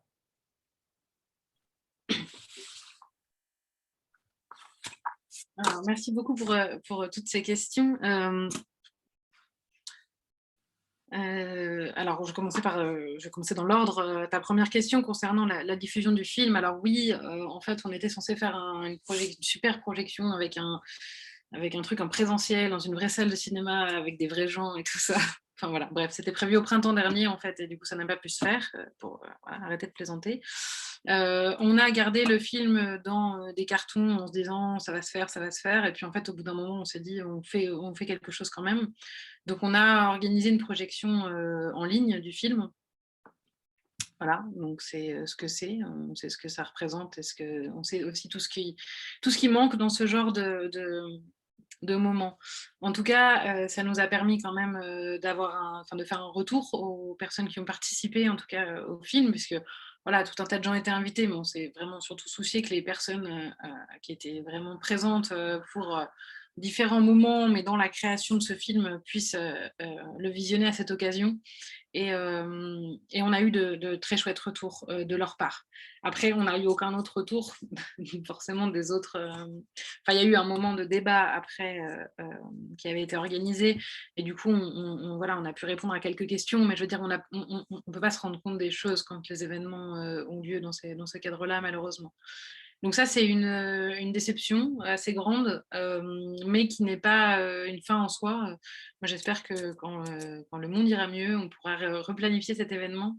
Et puis, j'espère qu'on pourra voilà, l'organiser, parce que je pense que ce serait vraiment chouette qu'il y ait quelque chose qui se fasse en présentiel, et puis qui donne l'occasion voilà, d'avoir des discussions aussi plus informelles et plus collectives sur cette production. Ça va de soi.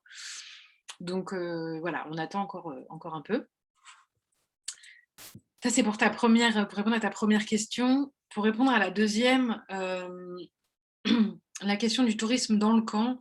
Alors, s'il y a un tourisme dans le camp, je pense que c'est le cas. Je pense qu'il n'est pas lié forcément à la question du graffiti. Il y a quelques éléments qui peut-être peuvent être mobilisés du graffiti lorsque on fait visiter le camp. Donc, comme je disais, il y a un parcours qui est favorisé, par exemple, pour pénétrer au sein du camp. Mais les voyageurs, enfin les touristes, ne viennent pas voir les graffitis au sein du camp. En fait, ils viennent voir le camp. Le graffiti, il est là un peu pour... Enfin, c'est soit je pense que ça peut être la porte d'entrée, mais au final, ce n'est pas l'enjeu premier, me semble-t-il. Il y a notamment une reproduction, puisque tu parlais de Banksy et de Banksy d'un Banksy au sein de Déchet. Voilà, on passe devant, et puis ça s'arrête là, quoi. Il n'y a pas vraiment... J'ai jamais croisé de groupe de touristes avec leurs appareils photo en train de le prendre en photo, en fait. Généralement, quand on croise des touristes au sein du camp, voilà, justement, ils passent par ces endroits-là, mais ils sont assez peu nombreux, et puis on regarde le camp, on ne regarde pas nécessairement les graffitis, je pense. Donc, je dirais que cette question du tourisme lié au graffiti, elle se fait ailleurs que dans le camp, de mon point de vue.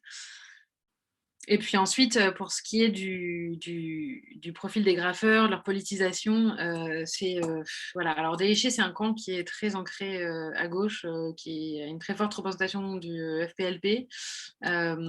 Du coup, on s'est rendu compte avec Tamara, je sais pas, 4 jours avant de commencer le tournage, qu'on n'avait que des personnes du FPLP. On s'est dit, mince, c'est quand même pas très pluriel comme choix. Peut-être qu'on pourrait trouver une manière d'essayer de rééquilibrer les choses, etc. Et puis c'était aussi ce moment où on cherchait désespérément un peu quelqu'un qui pouvait témoigner de la période de la première intifada et qui acceptait d'être filmé, parce que des personnes qui témoignent, il y en avait pas mal, mais qui acceptaient d'être filmées, on a eu beaucoup de mal à en trouver. Et on a fini par trouver donc cette personne qui était à la fois du coup un témoin de cette période et une personne affiliée au Fatah, et du coup on était quelque part un peu sauvés tout d'un coup. Donc il y a vraiment cet ancrage politique très fort, je pense, qui est présent, même si certains jeunes de la jeune génération, comme j'ai dit, s'éloignent des partis et peignent pas forcément pour le compte des partis. On est quand même dans un ancrage qui est celui-ci, parce que c'est l'histoire du camp. Donc ça, c'est assez clair. Maintenant, le profil des graffeurs en tant que tel, je pense que ce sont quand même des personnes qui sont en lien avec des activités culturelles, je dirais, pour le formuler de manière large. C'est souvent des personnes qui gravitent autour des centres culturels qui sont présents au sein des camps, en fait. Et du coup, il y a je pense, un lien assez fort entre ces activités qui sont proposées dans des cadres associatifs, et puis ensuite des activités qui sont plus peut-être qui s'en émancipent, et puis qui sont de l'ordre d'un choix et d'une impulsion personnelle. Mais pour beaucoup des personnes rencontrées, c'est vrai qu'on retrouve cette implication dans des centres culturels au préalable. Donc il y a peut-être un lien là qui permet de définir un profil peut-être un peu plus précis. Voilà, j'espère que ça répond à ta question. Ouais, merci beaucoup. Il y a d'autres questions? Ouais. Alors, ah oui, vas-y. T'as levé la main, c'est à toi. D'accord, merci. Merci beaucoup, Clémence. Moi, j'ai pas pu regarder les 5 dernières minutes du film parce que j'étais un peu en retard. J'ai raté la fin, mais en tout cas, de ce que j'ai vu du film, j'ai trouvé ça très poétique, en fait, comme film, vraiment. Et notamment, j'ai beaucoup apprécié un peu ce qu'a évoqué Marion sur le fait que ce soit transgénérationnel et qu'il y ait comme ça un peu des renvois d'une génération à l'autre. Avec ces deux figures un peu historiques qui sont très drôles. Enfin, bon, bref, j'ai vraiment apprécié ça, quoi. Ça m'a plu et c'était un peu des Madeleines de Proust tout le temps, quoi. Donc voilà. J'avais une question qui concerne, en fait, si on veut sortir un peu de Déiché, vous disiez que vous aviez fait votre master sur le mur de séparation, c'est ça, hein. Et je me demandais, donc finalement en Palestine, il y a beaucoup de murs, hein, il y a des murs de toutes sortes et de toutes différences, et en plus vous vous intéressez à la question de la frontière. En lien avec cette question des murs. Mais bon, pour rester sur la pratique du graffiti, c'est vrai que c'est très présent partout, en fait. Enfin, en tout cas, c'est le sentiment que j'ai, pas seulement beaucoup dans les camps, mais également dans les villages, dans les villes, peut-être un peu moins, parce qu'il y a des secteurs qui sont... Mais ça dépend vraiment des endroits, et les villages sont vraiment, en tout cas... il y a beaucoup de graffitis, ne serait-ce que des slogans ou des signatures, des images en tout cas des cycles de partis politiques et en tout cas des écritures. Ça, il y en a beaucoup. Et puis même des fresques, en fait, c'est quelque chose que j'ai l'impression que ça fait un peu aussi partie du paysage ordinaire maintenant, ordinaire de tout ce qui est du bâti palestinien. Et donc, je me demandais si vous aviez eu l'occasion d'observer un peu ça ailleurs que dans ce camp de Déiché, dans d'autres camps en Cisjordanie ou bien dans des villes. Et est-ce que, et moi, je voulais vous poser un peu la question de la folklorisation éventuelle de cette pratique qui finalement était politique, apparaît comme un peu ordinaire. Mais vous avez déjà un peu répondu à cette question quand vous en avez parlé tout à l'heure à Lamia et à Marion. Donc voilà, je m'arrête. Merci beaucoup, en tout cas, c'était vraiment super. Merci, merci pour votre question. Alors, comment répondre? C'est sûr que lorsqu'on fait une thèse, on fait des choix et on fonctionne un peu en entonnoir pour essayer de trouver un objet qui va être analysable dans un temps donné avec un... Enfin, voilà, du coup, moi, j'avais à la base prévu d'analyser le graffiti et le street art dans l'espace israélo-palestinien. Voilà. Ensuite, je me suis dit que j'allais me concentrer sur le graffiti palestinien, donc je vais plutôt regarder du côté de la Cisjordanie. Et puis, je me suis intéressée vraiment au camp. Je vais revenir à la raison pour laquelle je l'ai fait. Donc, je me suis rendue dans plusieurs camps pour faire, voilà, pour avoir un premier contact et avoir un premier moment d'observation pour pouvoir choisir un peu la manière de rentrer sur le terrain. Je me suis rendu compte que 19 camps, c'était bien trop, qu'il fallait choisir. Et du coup, je me suis concentrée sur des... Alors, ça, c'est le mode opératoire pour arriver à la fin à en fait ce qui est une monographie, donc quand même quelque chose d'assez classique, une forme de thèse assez classique d'une monographie sur un territoire très petit. Il m'a semblé que le choix des camps était pertinent parce que si on observe des graffitis ailleurs dans les villes palestiniennes ou dans les villages, et c'est clair qu'il y en a vraiment beaucoup, il ne me semble pas qu'à aucun moment on ait une densité d'intervention graphique, alors écrite et peinte, et figurative, pardon, qui puisse rivaliser avec l'espace des camps qui sont complètement saturés de graffiti. Alors, on trouve ça dans certaines rues. Je pense à, par exemple, à Ramallah, il y a quelques rues où, oui, on a une concentration très grande de peinture. Mais à l'échelle vraiment d'un quartier, je pense qu'on ne trouve pas cette même densité de peinture. Donc, c'est vraiment pour la pléthore de graffiti qui était présent que je me suis tournée vers les camps. Ensuite, je me suis rendue voilà, dans plusieurs camps. J'ai pu comparer et remarquer les similarités qu'on trouvait. Par exemple, la manière de représenter les shuhada, qui est quelque chose qui est répandu de la même manière. Ce que je vous expliquais avec voilà, ces formes en noir sur fond blanc, avec quelques textes, quelques éléments textuels un peu autour, et puis avec souvent voilà, l'inspiration qui vient d'une photographie. Ça, c'est quelque chose qui est répandu de manière un peu globale. C'est ça qui m'a permis, à partir d'une monographie donc vraiment très précise et de l'étude d'un endroit très précis, de généraliser mon propos et de dire que quelque part, on comprenait, en analysant le camp de Déché et ce qui s'y passait, on comprenait quelque chose aussi du mouvement graffiti dans son ensemble. Alors ça, c'est une méthodologie, un mode de faire qui est ce qu'il est, qui est probablement critiquable pour le côté un peu lissant que ça opère sur l'ensemble du territoire, ça c'est sûr. Mais encore une fois, de par les observations que j'ai pu mener au tout départ et le choix, avant de faire ce choix du coup de se concentrer sur des déchets, je pense que voilà, ça permet d'attester de ça. Donc, c'est ça vraiment que je donne comme élément de réponse pour expliquer pourquoi j'ai choisi de travailler sur les camps comme espace particulier, quoi. Voilà, j'espère que ça répond à votre question. Oui, aussi. oui, merci beaucoup. Puis je voulais dire que c'était en rien une critique, hein, c'était vraiment une question, question tout Non, à fait. Je comprends tout à fait. C'est vrai que la question s'est posée pour moi de manière criante au moment de définir mon terrain. C'est aussi pour ça que je revenais sur cette idée d'entonnoir, parce que on a toujours des ambitions qui dépassent un tout petit peu nos capacités au départ. Et puis voilà, il faut trouver des manières de rendre les choses possibles. C'est la manière que moi j'ai eu de le faire, quoi. Mais oula, j'ai disparu. Merci beaucoup. Baptiste.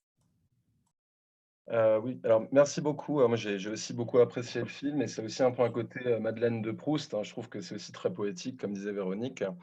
Et alors moi, je voulais revenir sur la question qui est évoquée par un des graffeurs à un moment de la nouvelle génération sur le rapport à la construction du public et du privé, en fait, dans l'espace du camp, qui est un espace assez particulier, même à Bethléem, et qui peut renvoyer même à d'autres espaces qui ne sont pas forcément des camps, mais qui pourraient être des villages ou des zones densément peuplées, comme les centres-villes, etc.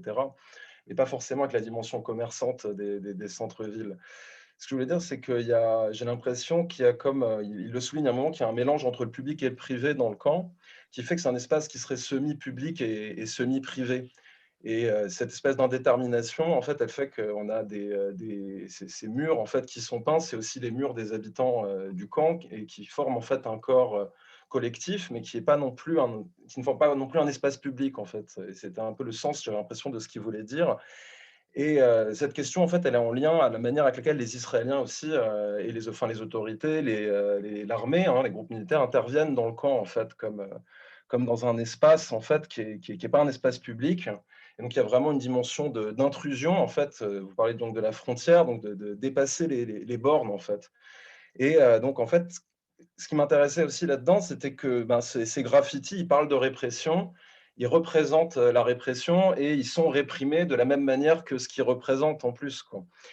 Et donc ma question un peu générale, c'était justement comment est-ce que dans ce documentaire, on le voit très bien, et moi je trouvais que c'était ça ce film, je trouvais que c'était ça qui était aussi intéressant à voir, c'est qu'on a cette dimension de la répression qui revient à travers le graffiti, en fait, comme le cadre général, en fait, de qu'est-ce que c'est que la vie du camp. Et donc ma question un peu générale, c'était comment est-ce que vous articuliez dans votre thèse également, en fait, cette question de la répression du graffiti, de la répression en général, et du graffiti comme représentation de la répression dans le camp, et donc les Israéliens. Enfin, moi, j'ai trouvé que c'était quand même très intéressant de voir l'angoisse et la répression extrêmement forte qui est faite sur les graffitis, demander aux habitants de repeindre les murs de les laver avec du sable, etc. On voit que même aujourd'hui, les jeunes détalent extrêmement vite parce qu'ils ont certainement peur de se faire tout simplement torturer, hein, ou même tuer. Et donc, c'est quand même un thème lancinant du film, et j'ai trouvé que c'était peut-être intéressant de revenir aussi sur cette dimension-là de la violence et donc effectivement, hein, assez directe de l'occupation dans le graffiti. Merci beaucoup. Merci à vous pour cette presque double question qui est vraiment très, très intéressante, cette question du public et du privé. Je commence par ça pour répondre un peu. On a un vrai mélange et on a laissé dans ce film cette intervention, donc c'est Aïssa Al-Saifi qui parle voilà, du caractère toujours public des murs, des maisons privées, etc. Il y a une sorte voilà, d'idéalisation aussi d'une communauté réfugiée qui serait homogène, qui partagerait aussi des espaces voilà, parce qu'elle forme collectif, etc. On voit aussi également d'autres éléments. Je ne sais pas si vous vous rappelez de la dernière slide que j'ai montrée dans mon PowerPoint. On voit un jeune homme qui repeint la façade d'une maison. En fait, c'était pendant une activité de peinture, une après-midi, où les graffeurs en fait, préparaient les espaces sur lesquels ils allaient faire leurs fresques pendant la nuit. Donc ça, c'était un moment qui était partagé avec des enfants dans le cadre d'une activité collective, etc. Voilà. Il y a une personne un habitant qui est sorti de sa maison et qui a profité du pot de peinture qui était là pour redonner un beau caractère blanc à toute sa façade qui était en béton brut auparavant. Et du coup, il y a des moments comme ça où on voit l'inverse, qui est plutôt une appropriation privée et personnelle d'une maison. Et la question, au final, qui est éminemment politique et qui est là derrière, c'est la question du statut de réfugié, en fait. Parce qu'à partir du moment où les réfugiés accepteront leur maison et puis les embelliront, etc., alors ça voudra dire qu'ils s'y sentent bien et qu'ils ne demandent plus que le droit au retour soit appliqué. Donc, ce qu'il y a là derrière, autour de cette question de savoir est-ce que c'est privé, est-ce que c'est public, c'est aussi l'enjeu du statut de réfugié et de la demande du droit au retour qui s'exprime. Et ça, c'est très, très clair. Maintenant, sur la répression, ça, c'est quelque chose qui historiquement est très marqué. On a vraiment voilà, une histoire de la répression du graffiti, et puis ça, c'est quelque chose qu'on a mis en avant dans le film. Et on a aussi voulu mettre en avant, sans le questionner, le fait que les peintres d'aujourd'hui parlent de la même chose. Alors, ils parlent de la même chose, même si les circonstances sont très différentes. Je l'ai dit dans ma présentation, quelque part, le graffiti aujourd'hui, il n'accomplit pas du tout les mêmes fonctions que précédemment. Et il a été en quelque sorte un peu vidé de son sens, d'un point de vue de l'organisation politique de la résistance, au sens strict. C'est-à-dire qu'il a maintenant, il occupe d'autres fonctions, par exemple les fonctions de garder la mémoire, d'entretenir la mémoire, par exemple. Et donc on peut, moi je me suis interrogée, parfois en montant ça avec Tamara, on avait vraiment des moments d'interrogation profonde. Pourquoi est-ce que les graffeurs vont peindre la nuit alors que c'est le moment qui est le plus dangereux pour eux? C'est quand même une question qui est énorme, quoi. Enfin, la réponse que je peux apporter et qui serait probablement à compléter, c'est qu'il y a aussi cette volonté de se revendiquer d'un héritage. Moi, c'est ça que j'ai retenu des entretiens que j'ai menés. Et l'héritage de la première intifada est très fort, et cette volonté d'être aussi dans l'action, ça les met dans cette position extrêmement ambiguë d'identifier le danger et de s'y exposer. Voilà. Enfin, c'est vraiment comme ça que je l'ai ressenti. Et c'est une position extrêmement ambivalente qui me semble qu'il ne faut pas essayer de résoudre, en fait. Elle est comme ça. Cette ambivalence-là, elle est là. Et en fait, je me suis vraiment torturé l'esprit quelque part à essayer de la comprendre, à poser des questions, etc.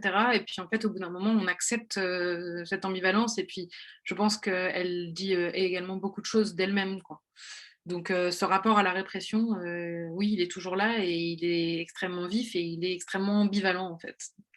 Et c'est un peu comme ça que je répondrai à votre question pour ce qui est du coup de la génération d'aujourd'hui. Merci beaucoup. Ouais. Expliquer, parce que moi, ce que je voulais dire aussi par là, c'est que le graffiti, il est perçu comme une arme aussi par les autorités. Il est perçu comme une arme par les militaires, et donc il est traité comme tel, comme une attaque. Et effectivement, après, il est aussi envisagé comme une arme de résistance aussi par ceux qui l'utilisent. Et peut-être que c'est aussi un des éléments, je pense, qui explique peut-être qu'il y a une exposition aussi dans les moments où il va y avoir des moments de répression la nuit. Mais c'est vrai que je me souviens que dans le film, ils expliquaient, j'ai eu l'impression aussi qu'ils expliquaient qu'il y avait des interventions en fait de plus en plus aussi aléatoires du jour et de la nuit en fait, et que c'était que quelque part, en fait, il n'y avait pas de véritable moment de sécurité aussi non plus par rapport à ce type de pratique, quoi. Oui, c'est sûr. Je réponds brièvement du coup, si j'ai le temps. Je pense qu'en effet, il y a une guerre des images qui se joue. Et on parlait tout à l'heure de savoir si, se poser la question des rivalités qu'il peut y avoir au sein du camp, etc., entre différents groupes de graffeurs. En fait, on trouve des rivalités qui s'expriment. Je parle là des fresques en elles-mêmes, hein. Il y a des éléments qui s'expriment de manière très violente. On a, par exemple, la réalisation de cibles sur les fronts des martyrs. C'est un cas d'étude que j'ai essayé de creuser le plus possible. On trouve des impacts de balles sur les fronts, dans les murs, hein, sur les fronts des portraits. Donc on est vraiment dans un rapport à l'image qui est extrêmement, qui est guerrier en fait. Les peintres de l'autre côté parlent de ces fresques et du fait de peindre ces portraits en disant que ce sont les yeux des martyrs qui regardent les soldats envahir les camps. On est on est aussi dans cette grammaire-là, qui est une grammaire extrêmement violente. Merci beaucoup. Est-ce que peut-être il y a une dernière question de la salle virtuelle? N'hésitez pas, les 2 dernières minutes. La salle.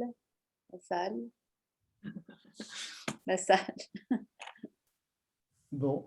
Bon. Eh bien, dans ce cas-là, on va clore la séance et on vous remercie encore, Clémence, Charlotte et toute l'équipe féminine et dynamique du Festival Ciné Palestine, Lisa, Laura, Zoé, Rawan, voilà, Irène. Et du coup, déjà, longue vie à ton film, Clémence. Et à tes recherches, etc. Donc voilà, bravo. Longue vie à vos recherches à venir aussi. Et je pense que voilà, on attend les autres recherches sous forme de film aussi, avis aux amateurs. Et on vous retrouve donc le 26 mars pour la suite donc, du séminaire Palestine avec donc une intervention d'une artiste. Donc voilà, c'est aussi une volonté de ce séminaire de mélanger des registres de paroles, de savoir. Et donc, dans 2 semaines, nous aurons le plaisir d'accueillir Randa Madah, qui est donc une artiste syrienne, palestinienne, qui est à la fois dans des scènes artistiques palestiniennes et syriennes, et aussi internationales, puisqu'elle est basée actuellement à Paris, elle est aux Beaux-Arts de Paris, elle vient de gagner le prix Agnès B. Et donc, elle nous parlera de sa trajectoire et de ces questions aussi d'identité entre les différentes scènes locales globales.